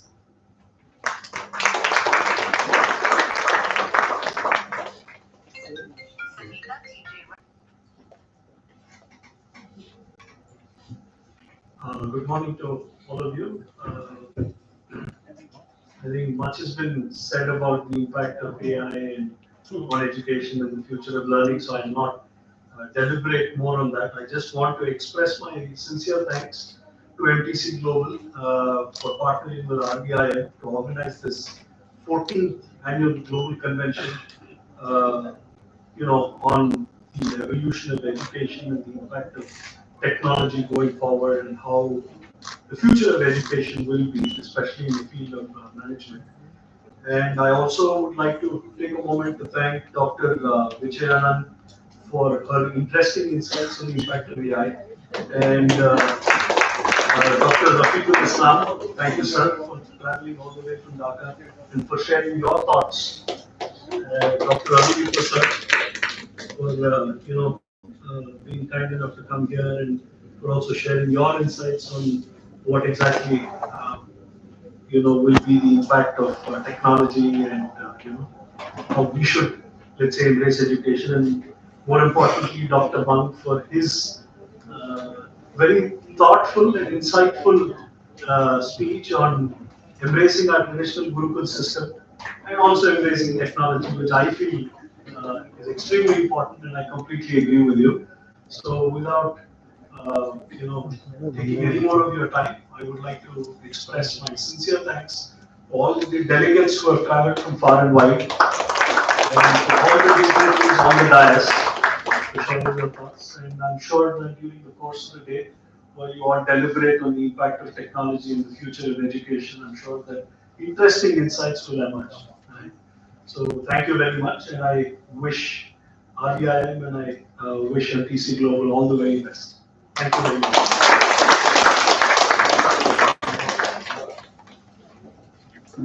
Thank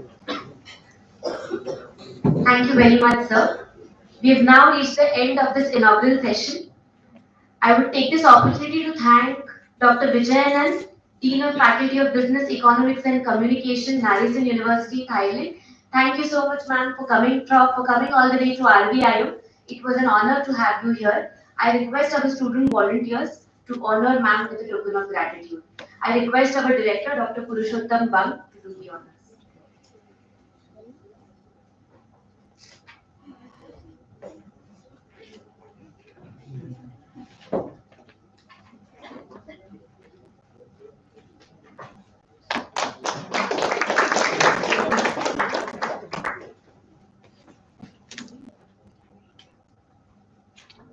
One more.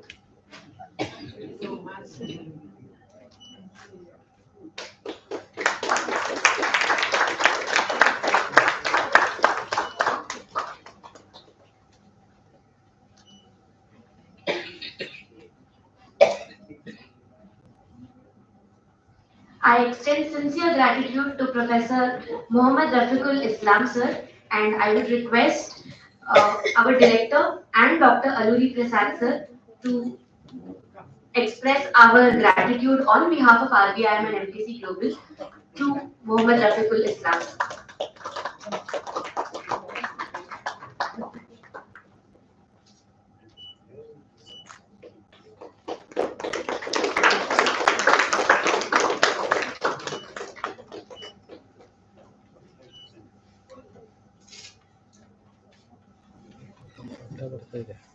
I also would like to extend our sincere gratitude to Dr. Aluri Bibi Prasad Raju sir, and I would request Kasturi Ranga sir to do the honors. ಇದು adjust ಮಾಡ್ಕೋಬೇಕು ನಾವು ಅದಿಲ್ಲ ಇವು ಮಾಡ್ಬೋದು ನನಗೆ ಅಲ್ಲಿ ಅಂತ ಅವ್ರು ಕಾಣಿಸ್ತೀನಿ ಸ್ಪೀಕರ್ ಕಾಣಿಸ್ಬಿಟ್ಟು ಆಮೇಲೆ ಈ ಪ್ಯಾಂಟ್ ಆಮೇಲೆ next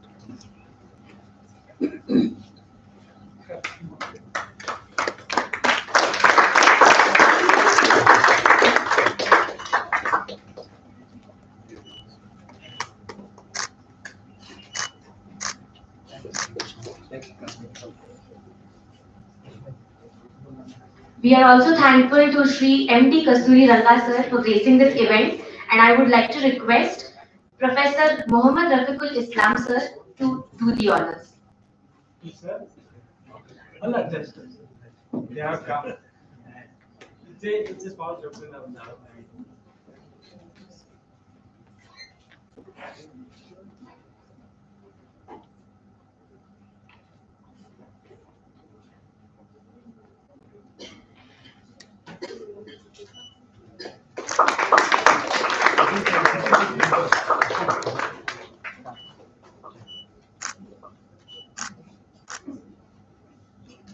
Thank you so much.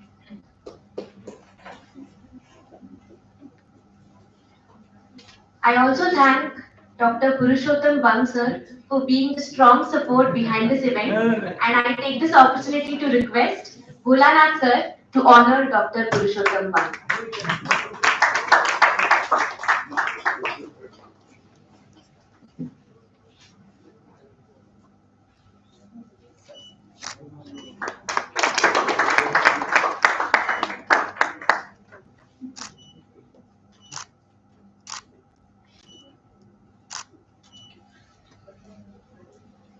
RBI was also thankful to Professor Bholanath for collaborating with us for this beautiful event, and I would request Kasturi Ranga sir to do the honors. One man army. Lot of humans.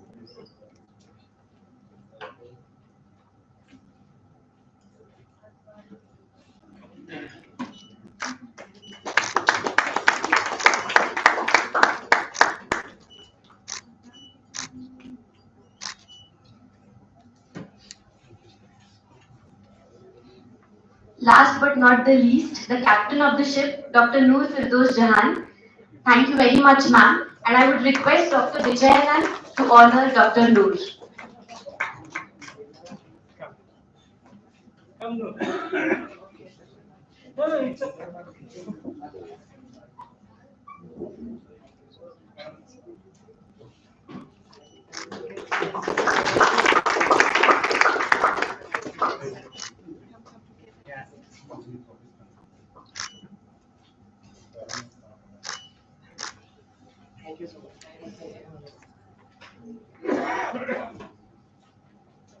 Thank you, everyone.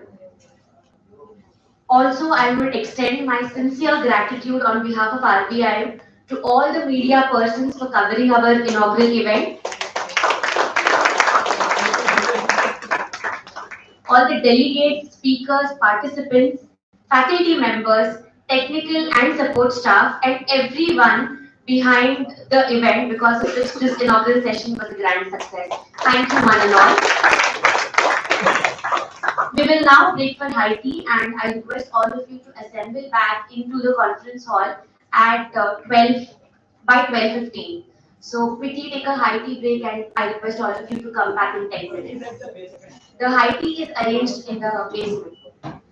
Leave your file here. Thank you.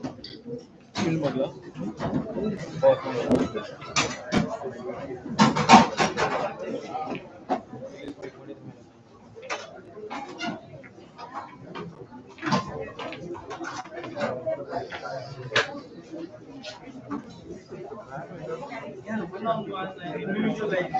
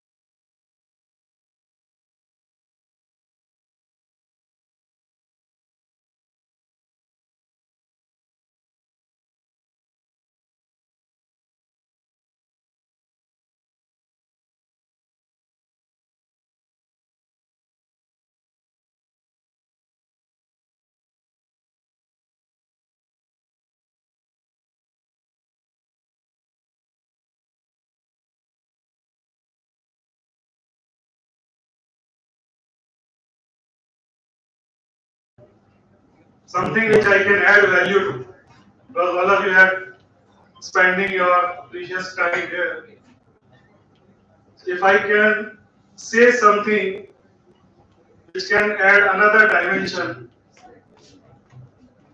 to the thoughts which have already been shared. So one idea is about the learning communities. As we are talking about, the traditional classrooms will vanish. So what is going to evolve is the learning communities, which is not confined to a physical setting. It can be local as well as global. So in this context, the terminologies which are used across education industry is known as distributive individual and distributive collective.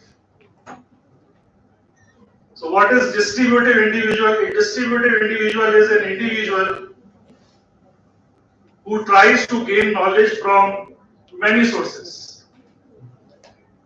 So that is a distributive individual.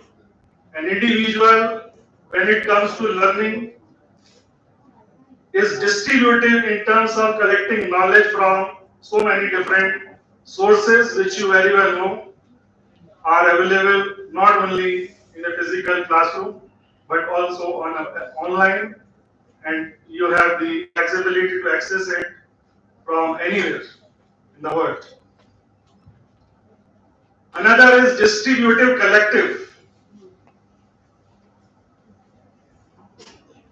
where the learning communities, and in this context, what I would like to stress upon, that the learners have to become more passionate what they want to learn. It is not only the traditional knowledge or the holistic learning or the other parts.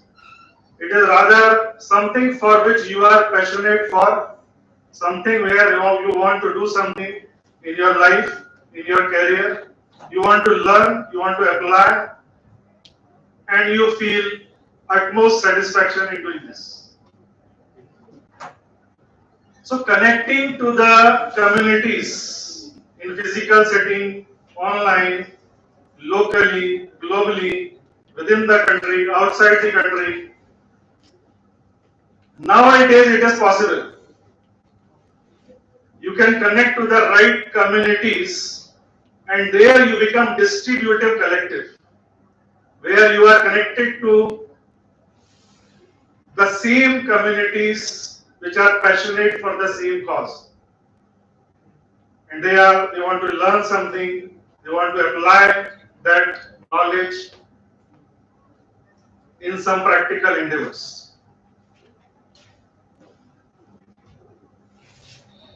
It is also in this context, because the topic today is shaping the future of teaching and learning. So the approaches to teaching learning have been evolved. Earlier it was pedagogy, then came andragogy, and now it is utagogy. Utagogy is where learner is conscious by itself and self-determined, like as we were talking about personalized learning experiences. So learner is itself conscious enough to know what the learner wants to learn. And learner is capable enough to find the right source where learner can collect that knowledge. So the learning approaches are evolving, and in future they will evolve further.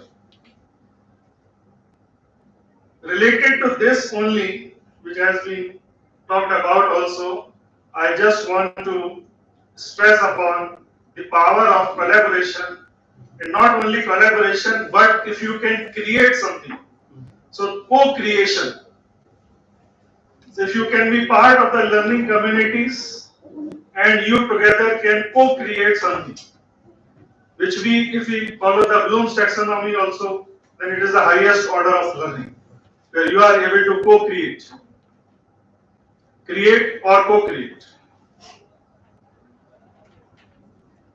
Particularly with reference to my institution, what I want to tell you is what we follow is an approach named as T-shaped professionals, which represent as T. So learners are specialized in some area and they also find implications across different disciplines. So when somebody was talking about holistic learning, so I wanted to tell that this T-shaped idea could be a better fit when it comes to holistic learning. So as there are other speakers and I am getting signal to wind up. So I will wind up with just last two thoughts. One is assessments, which the moderator began with in the beginning and nobody answered yet. Assessments also, I feel, as the teaching learning will evolve, the formalized way of assessment will also lose the light of the day. So there will be new methods of assessments. Learner will be conscious enough to know by itself whether they have learned it or not. They are conscious enough to find how they can add upon their learning. And with the final words, the teaching and learning are never connected, particularly with reference to the G generation. What we teach, they don't learn. What they want to learn, we don't teach.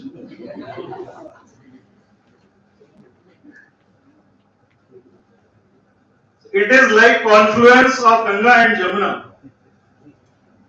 But with this scheme of Edu VOLUTION 2050, I believe the day will come when this confluence will happen and Sangam will definitely be there.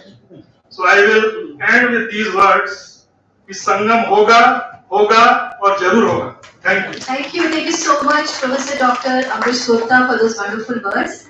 And so sorry, I know all of us are teachers and we love to talk, but then just in the interest of time, I request all the other speakers to please, we are already at 1:44 and we have to somehow wind up by 1:50 so that we have 10 minutes for Q&A from the audience. So over to Dr. Atul Kumar, Dean and Professor, Dr. G.Y. Patil B School, Pune. Please give a big round of applause. So how many minutes, ma'am? Set 10 divided by 3. You can decide. So outset, I would like to congratulate and thanks to Professor Volanath Datta, who has organized such a wonderful program. And we all have been invited on an opportunity to interact with each other. In 3 minutes, what can be covered, I really don't know. But one thing I can request you, please have a round of applause for Professor Surya Narayan Singh. Surya Narayan sir. He is a magician of words. Even for a while, even I was also mesmerized by his speech. Coming to the topic, I really don't know what would be the future of teaching and learning in 2050. And when I was completing my studies, I have never imagined that even this LCD projector, some or other day, I will teach my students on LCD projector. And I will complete my assignments using ChatGPT. Because when I was appearing for my PhD test, before that, I was having a problem actually in hand. For that, I went to IIT Kanpur's library to get the right book of that sum. Yes, so even what will happen in 2050, I can't say anything. And if you are presuming anything, then you are satisfying yourself, you are dreaming. I can say that what will happen in next couple of years, maybe 1 or 2 years, because we are going to laugh at ourselves when this generative AI 5.0 will come. We'll say that how we were using this 4.0 and what kind of results we were getting, nonsense results we were getting with 4.0, and why we were using that. So earlier technology was changing in 20 years, now 10 years, 5 years. Now the technology is changing in 2 years and 3 years. So nothing could be said about future of teaching and learning. But only one thing I would like to make you understand. Technology is to make our life better, to help us. But believe you me, that when it is stopping you to think, then there is a challenge. We always talk about in education institutions knowledge, skill and attitude. We'll leave first two, knowledge and skills. We'll talk about attitude. It starts with the way you think, leads to the way you feel, leads to the way you will behave. And if all these technological advancements stopping you, your thinking or to think, future is not very bright. Please rethink about it. Using ChatGPT, completing your assignments, completing your homeworks, writing research papers, cheating, and doing this is almost similar, I think. You're coming to educational institutions to learn. You're coming to educational institutions to gain knowledge, enhance your knowledge, skills, and building an attitude, which starts with your thinking. If you are using these technological advancement tools, which stops you to think, you have to rethink. Now, because most of MBA grads are here, all of you will be aware about, and if not, then focus only on three aspects, that is knowledge, skill and attitude. Knowledge, skill based education is going to prevalent, and skills, job related skills, contemporary means what is going to happen in next couple of years. When I'm saying couple of years, not more than 2. Not more than 2. If somebody is here from finance, then start learning ML and Python for finance. You will get wonderful opportunities and job opportunities in next couple of years, means coming 1 or 2 years. So you have to be vigilant and understand that what is going to happen in next 2 years. You cannot wait for 2050. So skill-based learning and management institutions, your role is to develop a curriculum and delivery approaches which will provide horizontal exposure and vertical expertise to your students. All these personalized learning and all, because my 3 minutes are completed.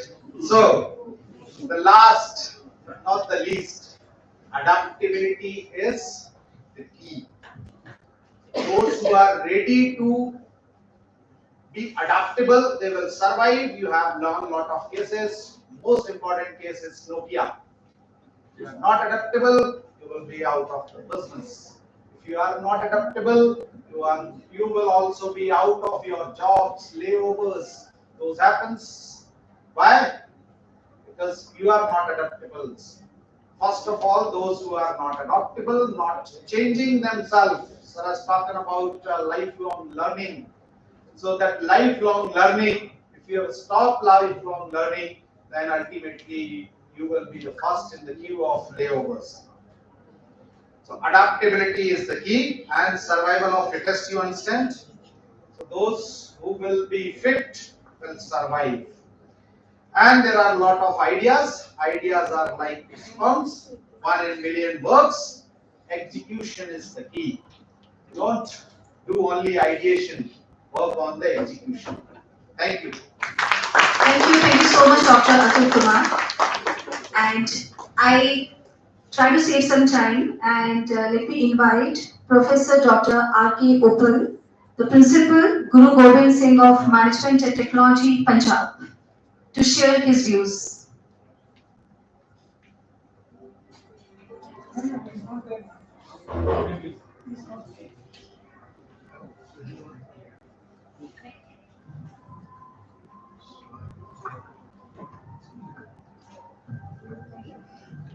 Anyway, I will introduce myself. I am Professor Dr. Raghunath Parekh. Okay, I think my name was misspelled or okay, it's okay, man. But the main issue with you, ma'am, you are always inviting professors, chancellors, vice chancellors, but so it is not easy to. I know, I'm giving a tip to you. Manage the time because we are always talking. Got the point. So the sword is with you, so you can chop my head at any time. No issue at all. Okay, you can just warn me. See, actually, I want to tell you one interesting thing. The difference between the 2024 and 2050, right, about the learning process or the teaching process. Actually, we senior people are sitting here. Yes or no? In the year of 2024. Whereas in the year of 2050, you people will be sitting in front. Understand what I am communicating? The students will be sitting in the front, whereas the elders will be always motivating the students from the back. That will be the first message I want to tell you as a psychologist. I'm basically a psychologist, so I want to tell you one interesting thing. Another thing, I like to ask you one interesting question. Can anybody come? I think you are from MBA department. Am I right? Come, my dear young friend. I'd like to ask you one interesting thing. Please do come. It's your class. Am I right? See, the thing is, whatever you have done yesterday, if you are doing the same thing today, will you get a new result or an old result? Is it so? No. Your friends are not agreeing with you. Whatever we have done yesterday, we are repeating the same thing today also. If we are doing the same thing, we are going to reach 2024, not 2050. So we have to do certain changes. If we are repeating the same thing, the spelling of change will change. You will cut the spelling of change from C and E and you will land into hand. Am I right? Yes or no? We will land into hand. So we should be prepared for a change. One of my friends was talking about Nokia. In fact, I wanted to mention the Nokia story also, you can understand. Please do come here. Do come. I want to tell you certain changes in the year of 2050. I want to ask you, as you are a student, no, or a faculty? Student. So I like to ask you, what is the most hated thing as far as the teaching is concerned? The method. Method? Which is the most hated method or most not absorbed method as far as teaching is concerned? Any idea? Any idea? It is nothing but lecturing. It is nothing but lecturing. So in the year of 2050, it will be a participatory learning. Am I right? There will not be any sort of lecturing or the monologue from the faculty members. Am I right, sir? Actually, learning why you are learning? Why you are learning? It's a very interesting question. I want to ask you why you are learning. Increase the skills of getting more money. Earn. Am I right?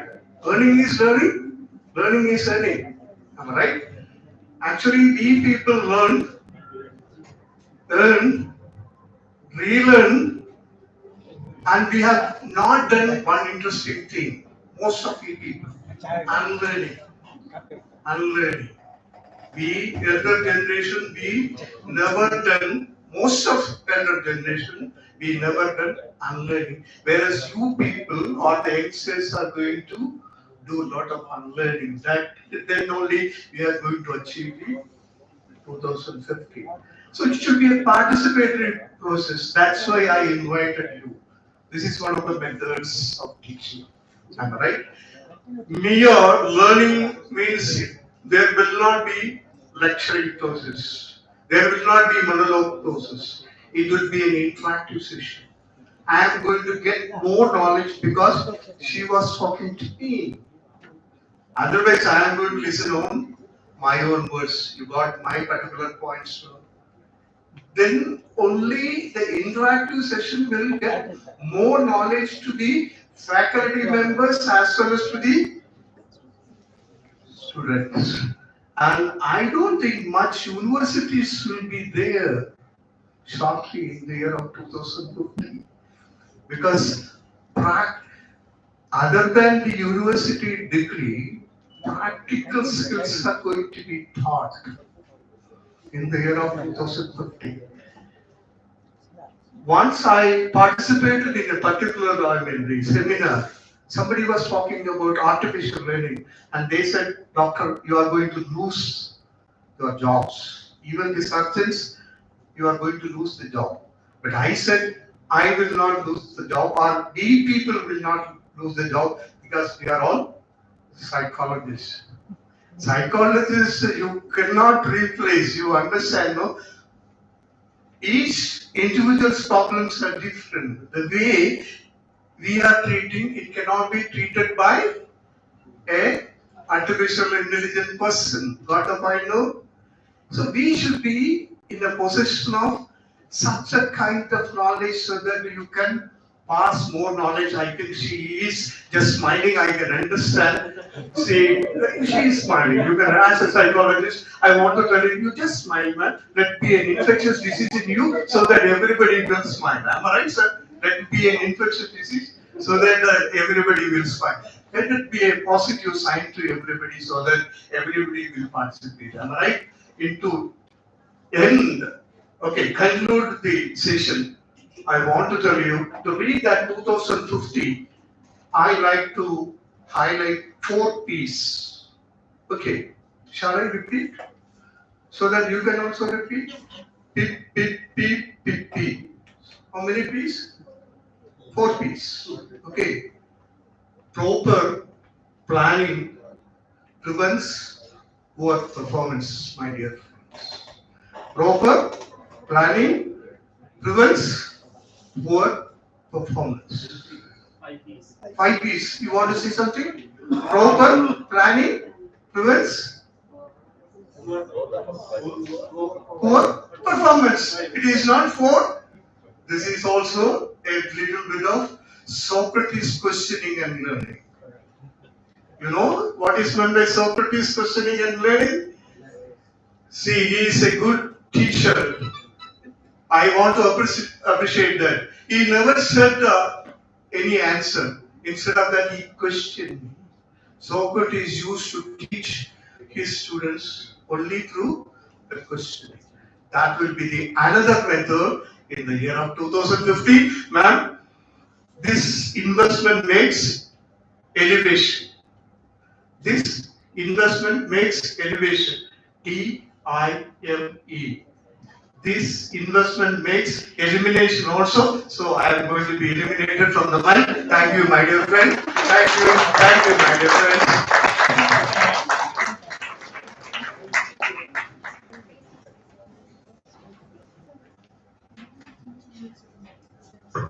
Thank you so much, Dr. Professor Raghunath Parakkar sir, who is a psychologist. So, am I getting it right? Palna Institute of Medical Sciences. So, I have got it right now. And please, a big round of applause for sir. For introducing such wonderful concepts to us, starting from 4Ps and also the Socratic learning. So, we'd love to listen to you more, maybe on some other forum and time. Thank you so much. And may I now invite Professor Dr. Premlal Joshi sir, who is an educationist, scholar, author and writer, the former professor, Multimedia University, Malaysia. Over to you, sir. Hello. Good afternoon to all distinguished people here. I'm 73 years old, so I have certain problems, memory loss, all those kind of things. Okay, I remember my wife when I see her. Otherwise, other days I forget that I had what another point. You said that your AI will control the future education, right? Right? But one thing, in India, AI cannot control me. Cannot control me. Right? My wife only controls me. Yes. Don't make that mistake. They are word empowerment. Okay. I would like to say that one thing. I have written some articles on ANN, whether AI will replace accountants and auditors in the future. It has been a very popular article. Now, here I would like to say one thing: cost. Digitalization will reduce the cost in the future. This is one thing. Number two, sir. Ethics. Nobody talks about ethics. Ethics education here. And misuse of the technology. Misuse of the technology. This is the thing. Now, 2 days back I read the short article of UGC chairman, who emphasized on quality of research and publication. And I'm focusing a little bit on this based on my experience. So, how to place this issue? Okay. Okay. It is very simple and honor of 5 journals in fact. 3 of them now they are focused and they are published on this. Research cycle, I can classify in 3 categories. Just 1 minute. First, conducting research, this is beyond the scope of this presentation. Preparation of the manuscript and after submission, how to address the comments of the report. Very, very important point. Next. The paper. Next.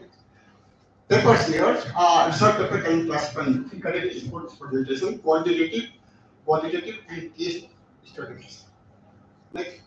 Now, first, how to prepare the manuscript. This is very important. I would say that when you start preparing your manuscript, assuming that you have done research, right? Many times you get confused. What is the title?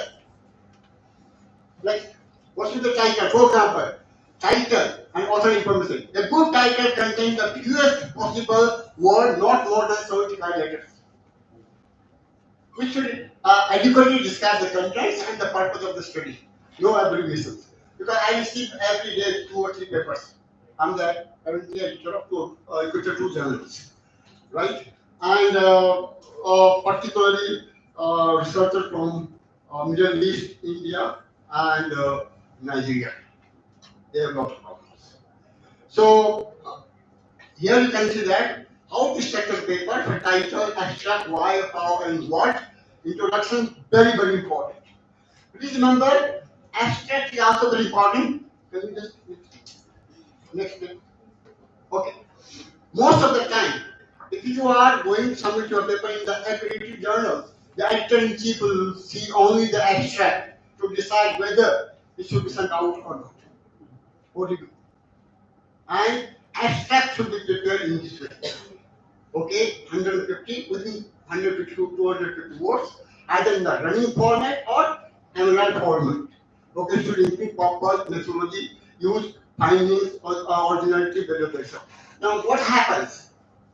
Many times researchers, you can say young researchers, even professors have seen, okay, one paper is rejected by you, right?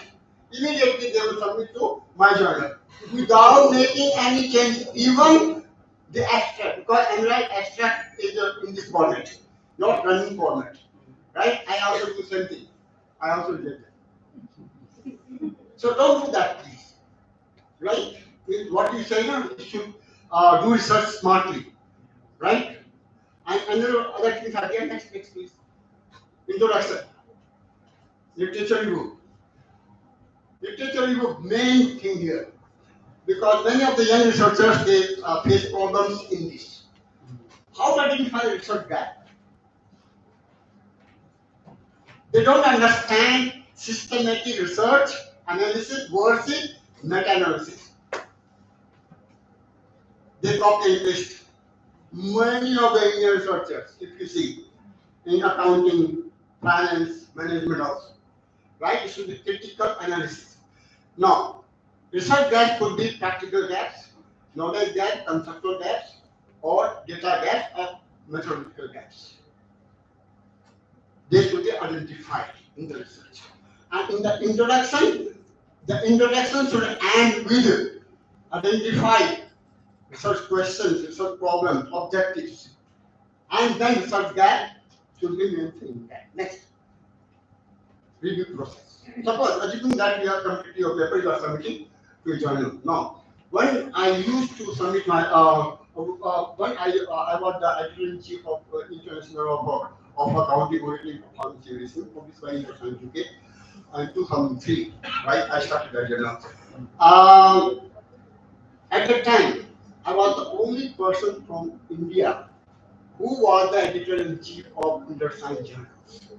And they put a condition, no, we should have one American as the co-editor. I said, and this journal is so successful now that currently the editor of the journal is the senior most accounting professor in the world, who is 83 years old. Okay, so here we follow a systematic way, having editors over here, single blind review, double blind review. Single blind review means what we call preliminary screening of the journal. There was sometimes those kind of things.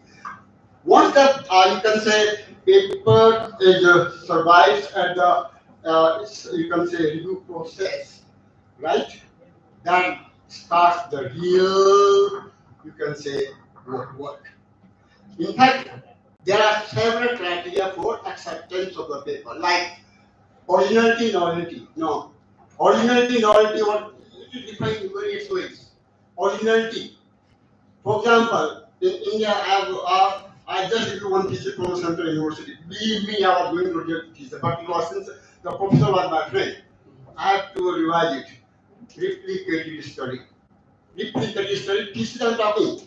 3 explanatory variables, 8 control variables, and only one variable turned out to be significant. And then when I checked, the same research was done by one of the you can say associate professor from University of you can say University of Technology, Australia. But it's still okay.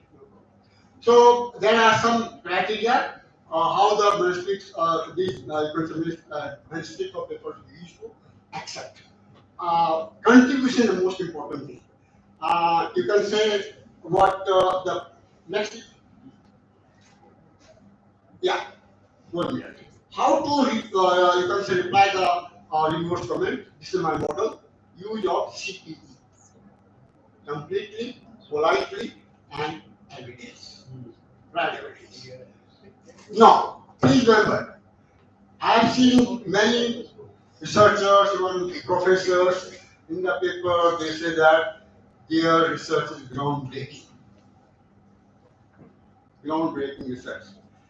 Pioneering research, because don't blame it. Let the reviewers or editors decide about this. Right? So, one more thing I want to show you. Plagiarism. Very serious issue.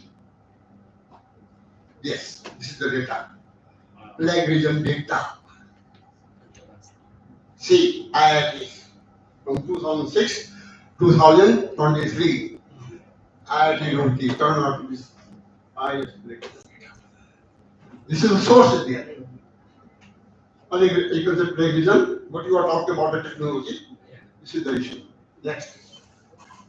Please remember, I have been frequently, you can say, criticized for, you can say, troubling the authors or texting them with critical arguments or asking a lot of edits. Numerous times by the publisher. Nevertheless, I believe in this. Heated gold becomes ornaments. Beaten copper clears wire. Depleted stone becomes a statue. Tortured authors one day become recognized scholars. And there are examples, 8 rejected papers in science and economics. Later on, they received Nobel Prize. Thank you so much, Joshi sir, for such wonderful insights. In fact, the information that knowledge that sir has shared with us on research is something which each one of us should, especially the students. Because when you talk about the future of learning, research is going to play a major role.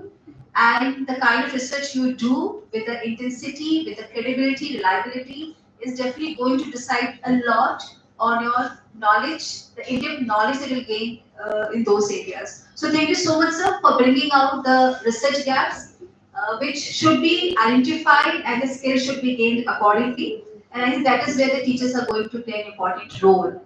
So thanks to each and every speaker sharing your thoughts. We are absolutely out of time, but then panel discussion is not complete without question and answer session. So we don't have much time, but one full and final question. If anyone from the audience, yes. And I request speakers for a quick answer, please.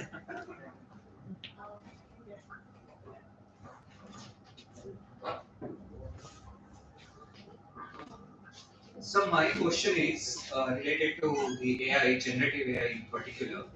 Why do we need to demonize it?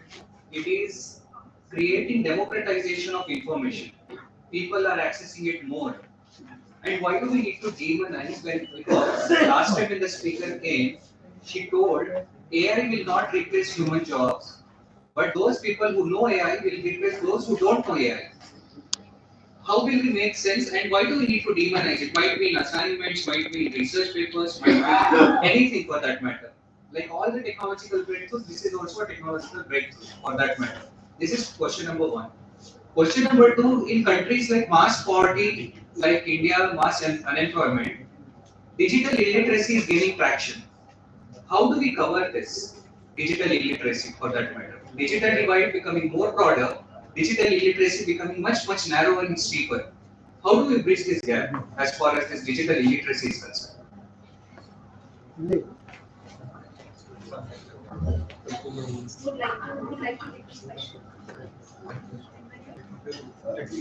I answer the question offline because yesterday I was traveling the train. My good old friend is the chief librarian of Symbiosis University. He said, "Sir, I want something on same thing, digital literacy in education, digital divide in education." You can develop that. About 20-30 in-text citations, most powerful, meaningful, practical, a lot of meaning. I'll share it right now. And 4 impactful articles that are already published, a critical analysis and a review. I give you that the answer.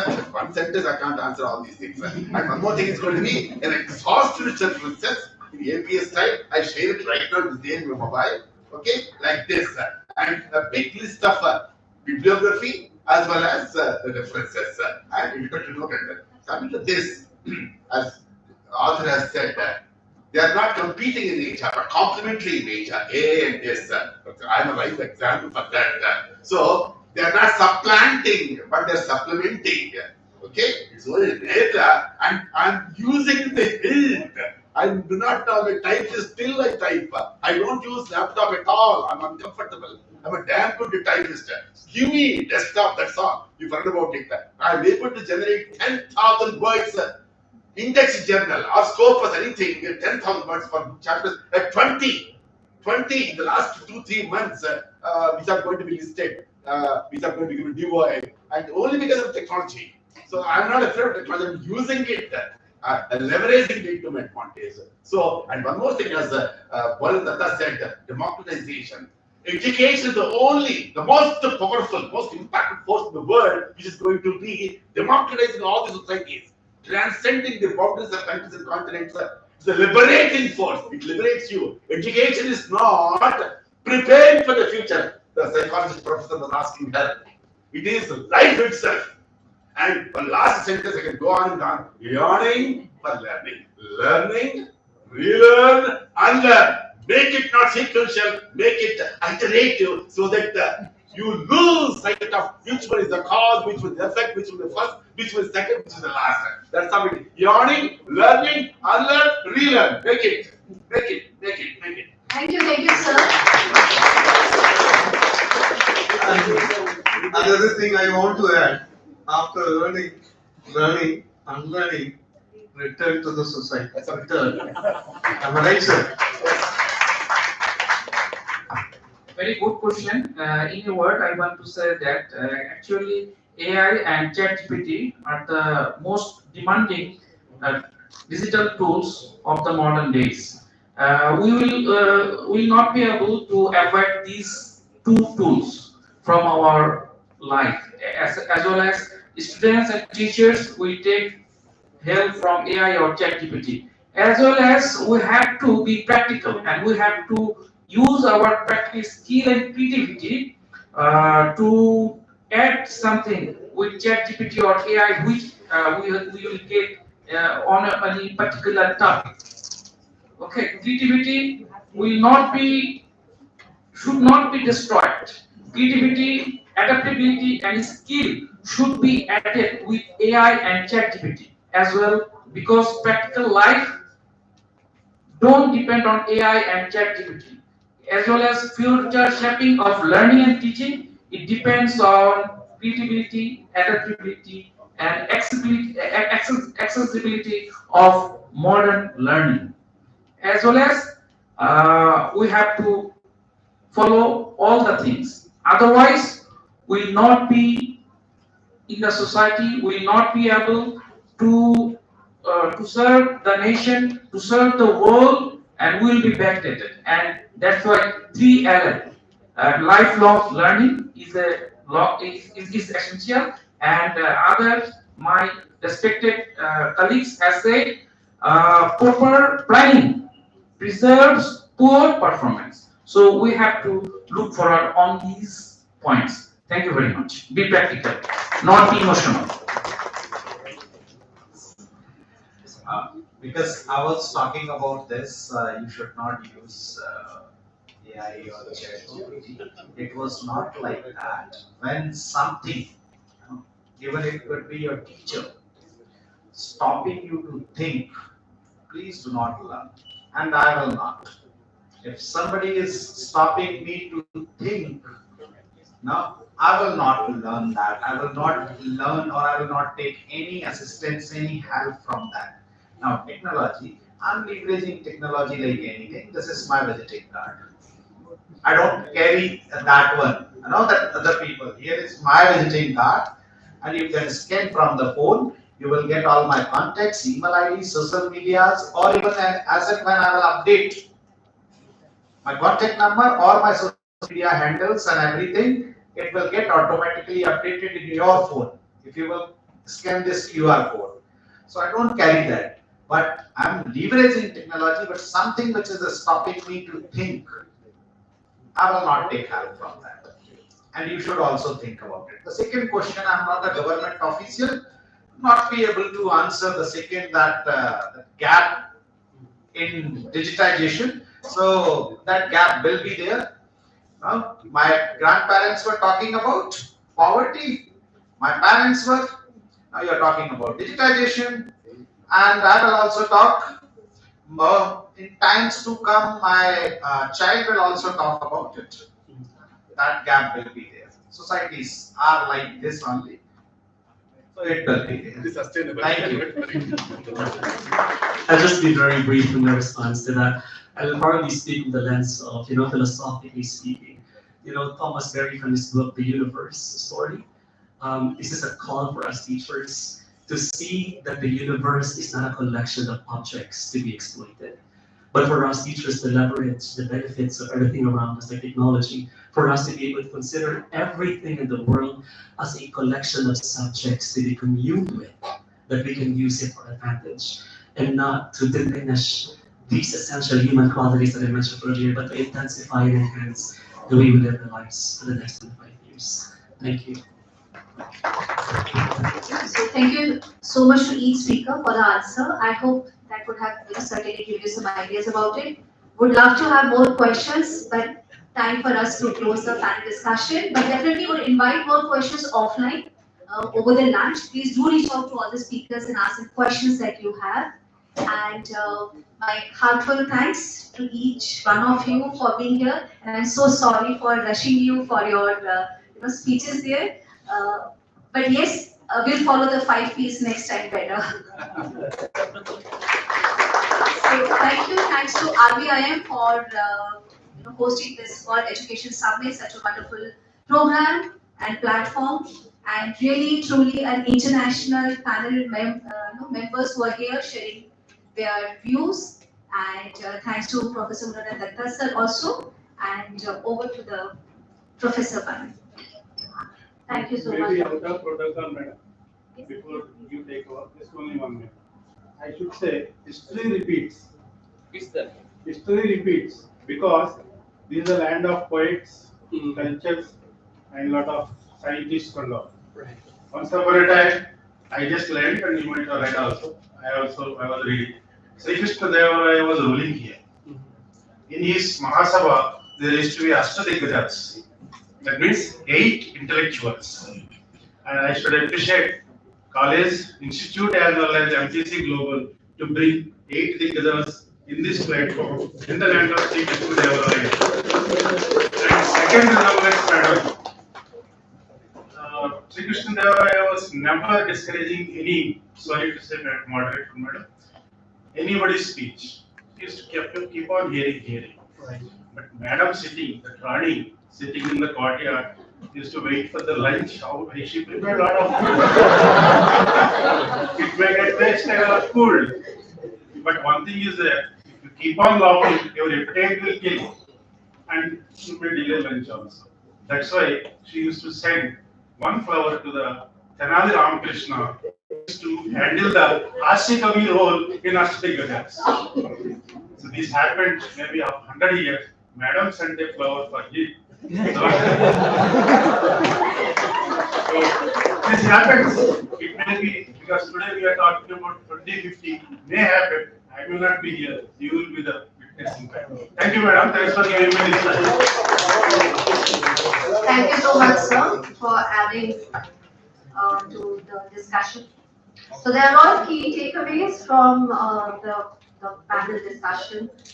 So Rashida Mishra started and she highlighted the point that technology adaptability by both teachers as well as students are important. Dr. Arnold was very particular about the human aspect or the human element that should not be forgotten when we embrace the technology. So empathy, emotional and cultural influence in interconnected world is important to shape the future, and it should be at the center when we are using technology. Dr. Muhammad Shah Alam, he highlighted on the point that blended learning, global collaboration, lifelong learning, and student-based learning is something which has to be at the center when we are talking about shaping teaching and learning with technology. Professor Suryanarayan sir, he said that passion for teaching and learning is more important, irrespective of whether we embrace technology today, the kind of technology we have, or whatever medium we are going to embrace tomorrow. But at the heart, the passion is very important for teaching and learning from both teachers and students. Dr. Ankush Gupta, he pointed out on future of learning, and he said that evolution of learning communities should be there without boundaries, and that is what is being expected in future, and that is what we look up to. And Dr. Atul Kumar, he said that technology is for good, embrace it, but with a lot of responsibility. So adaptability is the key. We should adapt to the new technology, but definitely with a lot of responsibility. Dr. Premlal Joshi sir, he said about the participative learning and time is investment. And we should invest time in learning and upskilling with the new technology. And but that should be participative. So the way we are conducting the classes today, probably the things are going to change. And Dr. Raghunath, sir, he said that digitalization will reduce the cost, and ethics is something which should not be forgotten when we are talking about technology and when we are saying that technology is going to be future. Definitely it should be, but then ethics is something, and he more highlighted on the research part, that how plagiarism is there and how ethics are being forgotten.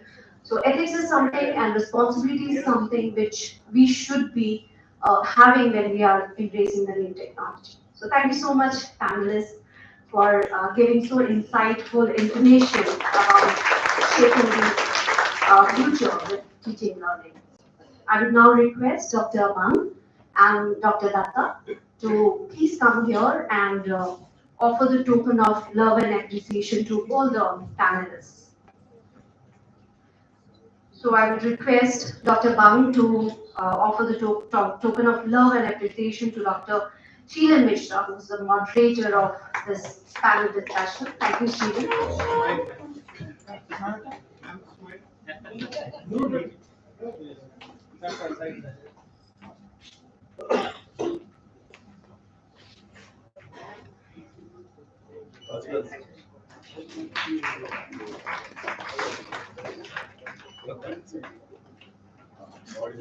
Thank you so much for keeping up with the time and moderating this event, Sheena. Thank you so much. I will now request Sir and Dr. Noor to felicitate Dr. Arnold with the memento and a shawl.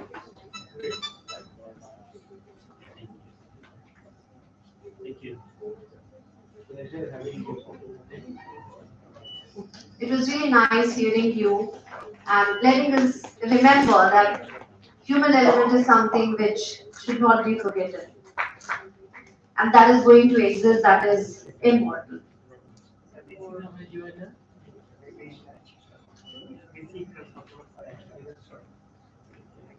Thank you so much. Now I would request Dr. Muhammad Shah Alam sir to please come forward and accept the token of love and appreciation. I request Dr. Bholanath sir to join in for felicitating Dr. Muhammad Shah Alam Chaudhary sir. Thank you so much, sir, for letting us know about different aspects of technology, which we are going to see in future. I will now request Dr. Professor Surya Narayan sir to come forward and accept the gratitude. All really enjoyed. Yeah. Sound pollution. No, sir. Sensor supply. It was really nice hearing you, the rhyming of the words and the timing of the words which you had. Like a poet. Like a poet. So thank you so much, sir. I will now request Dr. Ambuj Gupta sir to come forward. Suri means spongy. Yes. Surely you are, sir. Thank you so much, sir.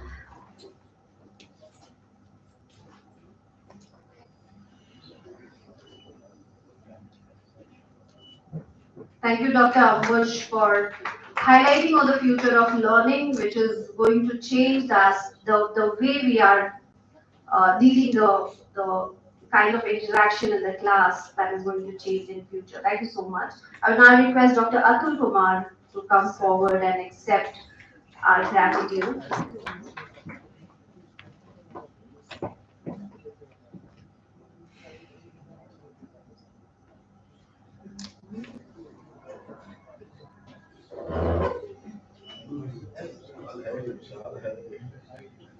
Thank you so much, sir. Rightly said that the technology comes with responsibility, and the responsibility lies on individual, how we are going to use the technology. I will not request Dr. Premlal Joshi sir to please accept the token of love and appreciation. Thank you so much, sir.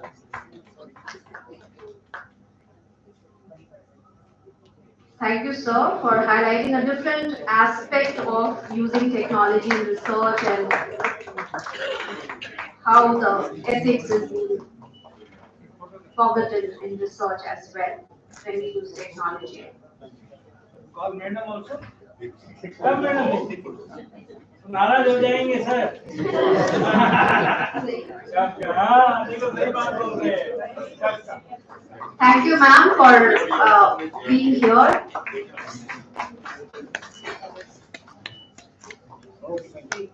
Thank you so much. I will now request Dr.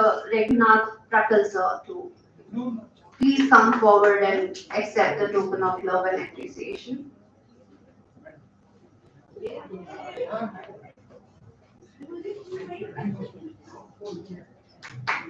For taking care of sir.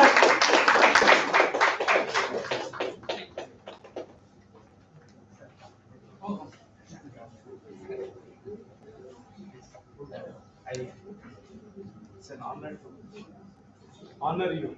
Thank you.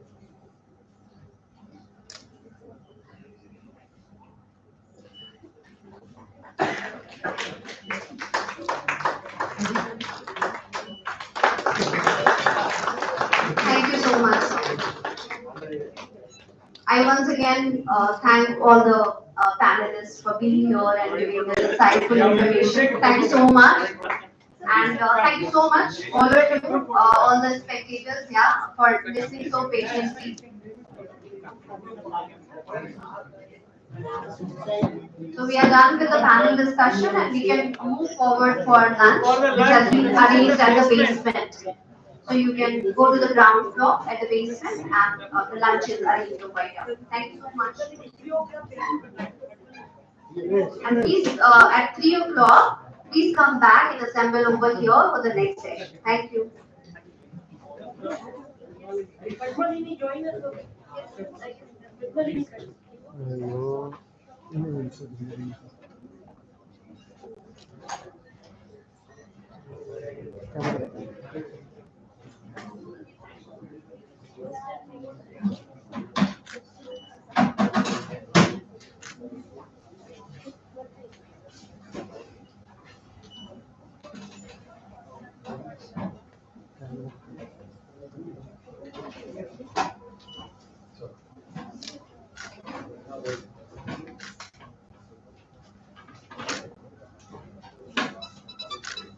Thank you. Please join us.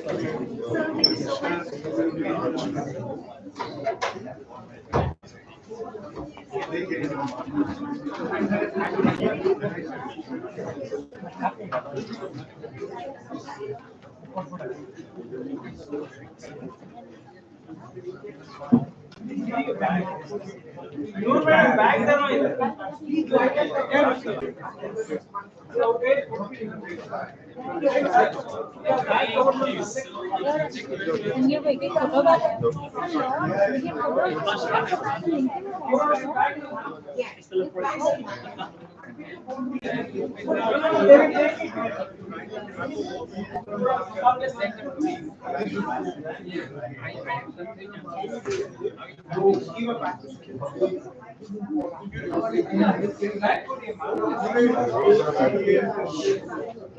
Hey, you back for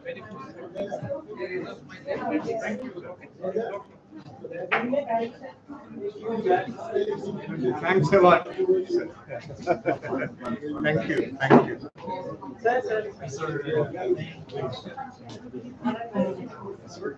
Shall we keep a bag here? No issue? No, no. Okay. Oh, good. Huh? No, my bag is here.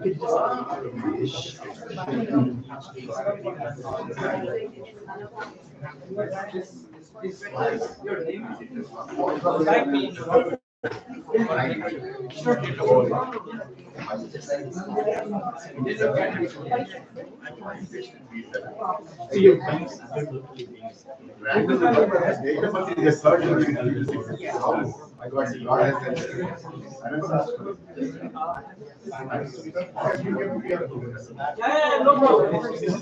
Just write your name so that you know all the facts are same.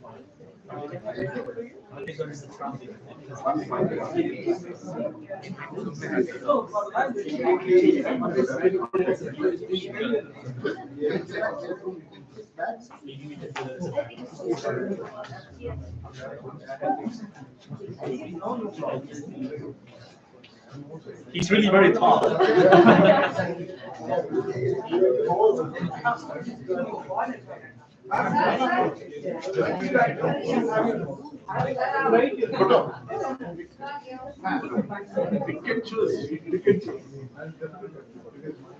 Can I use this?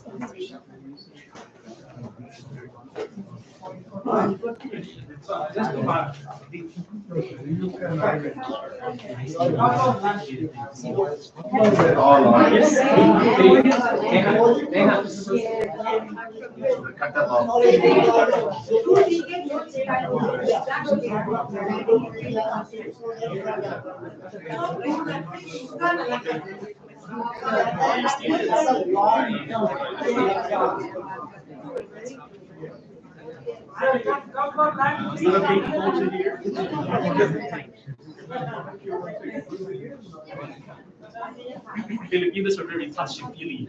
Yeah. Can I have my phone too? I hope it's okay. It's a wonderful experience to be here for the first time in India. All right, there we go.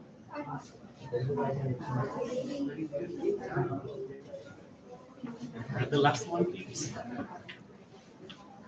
Thank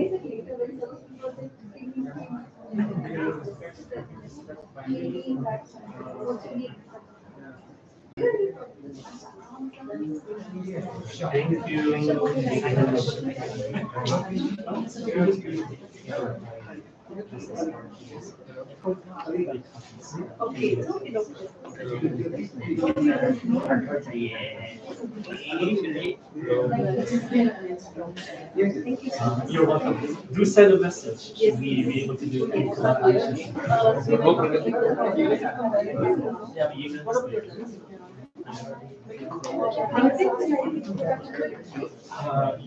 can send me a message. I have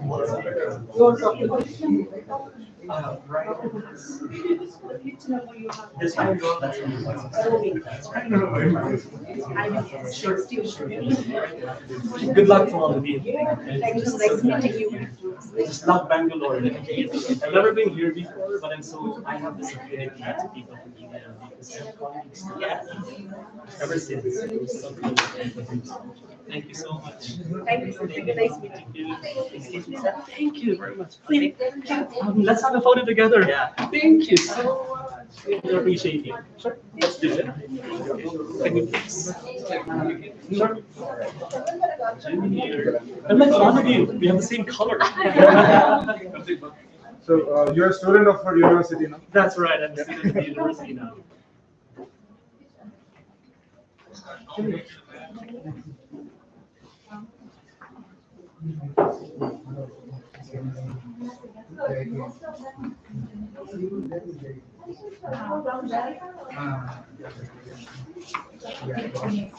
Sure, change position.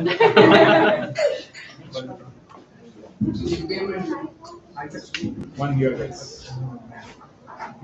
Justice.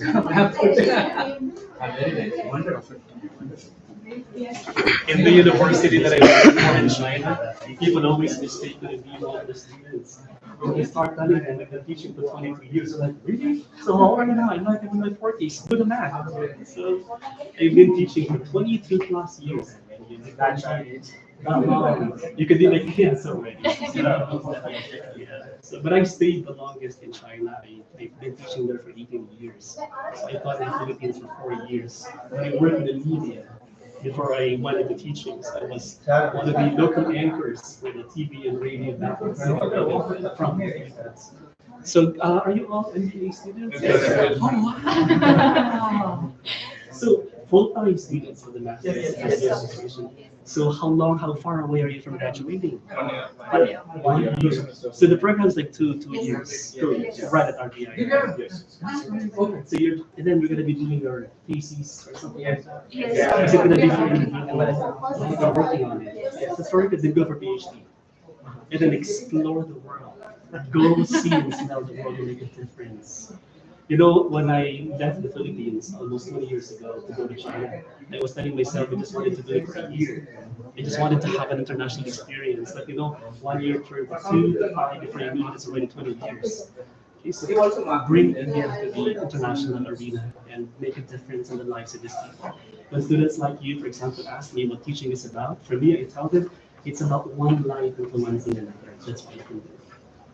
So good luck to all of you. Thank you very much. Thank you. Can you take a picture of my contact details and maybe you can send some photos of each other? And we can also get in touch with each other. The roaming, that's my WhatsApp number. I want to see you all succeed in the future and do a difference wherever the future will lead you to. Okay, so good luck to all of you. Thank you. Thank you very much. Thank you, sir. Thank you. Yeah, thank you. Thank you so much. Thank you. All right. Thank you very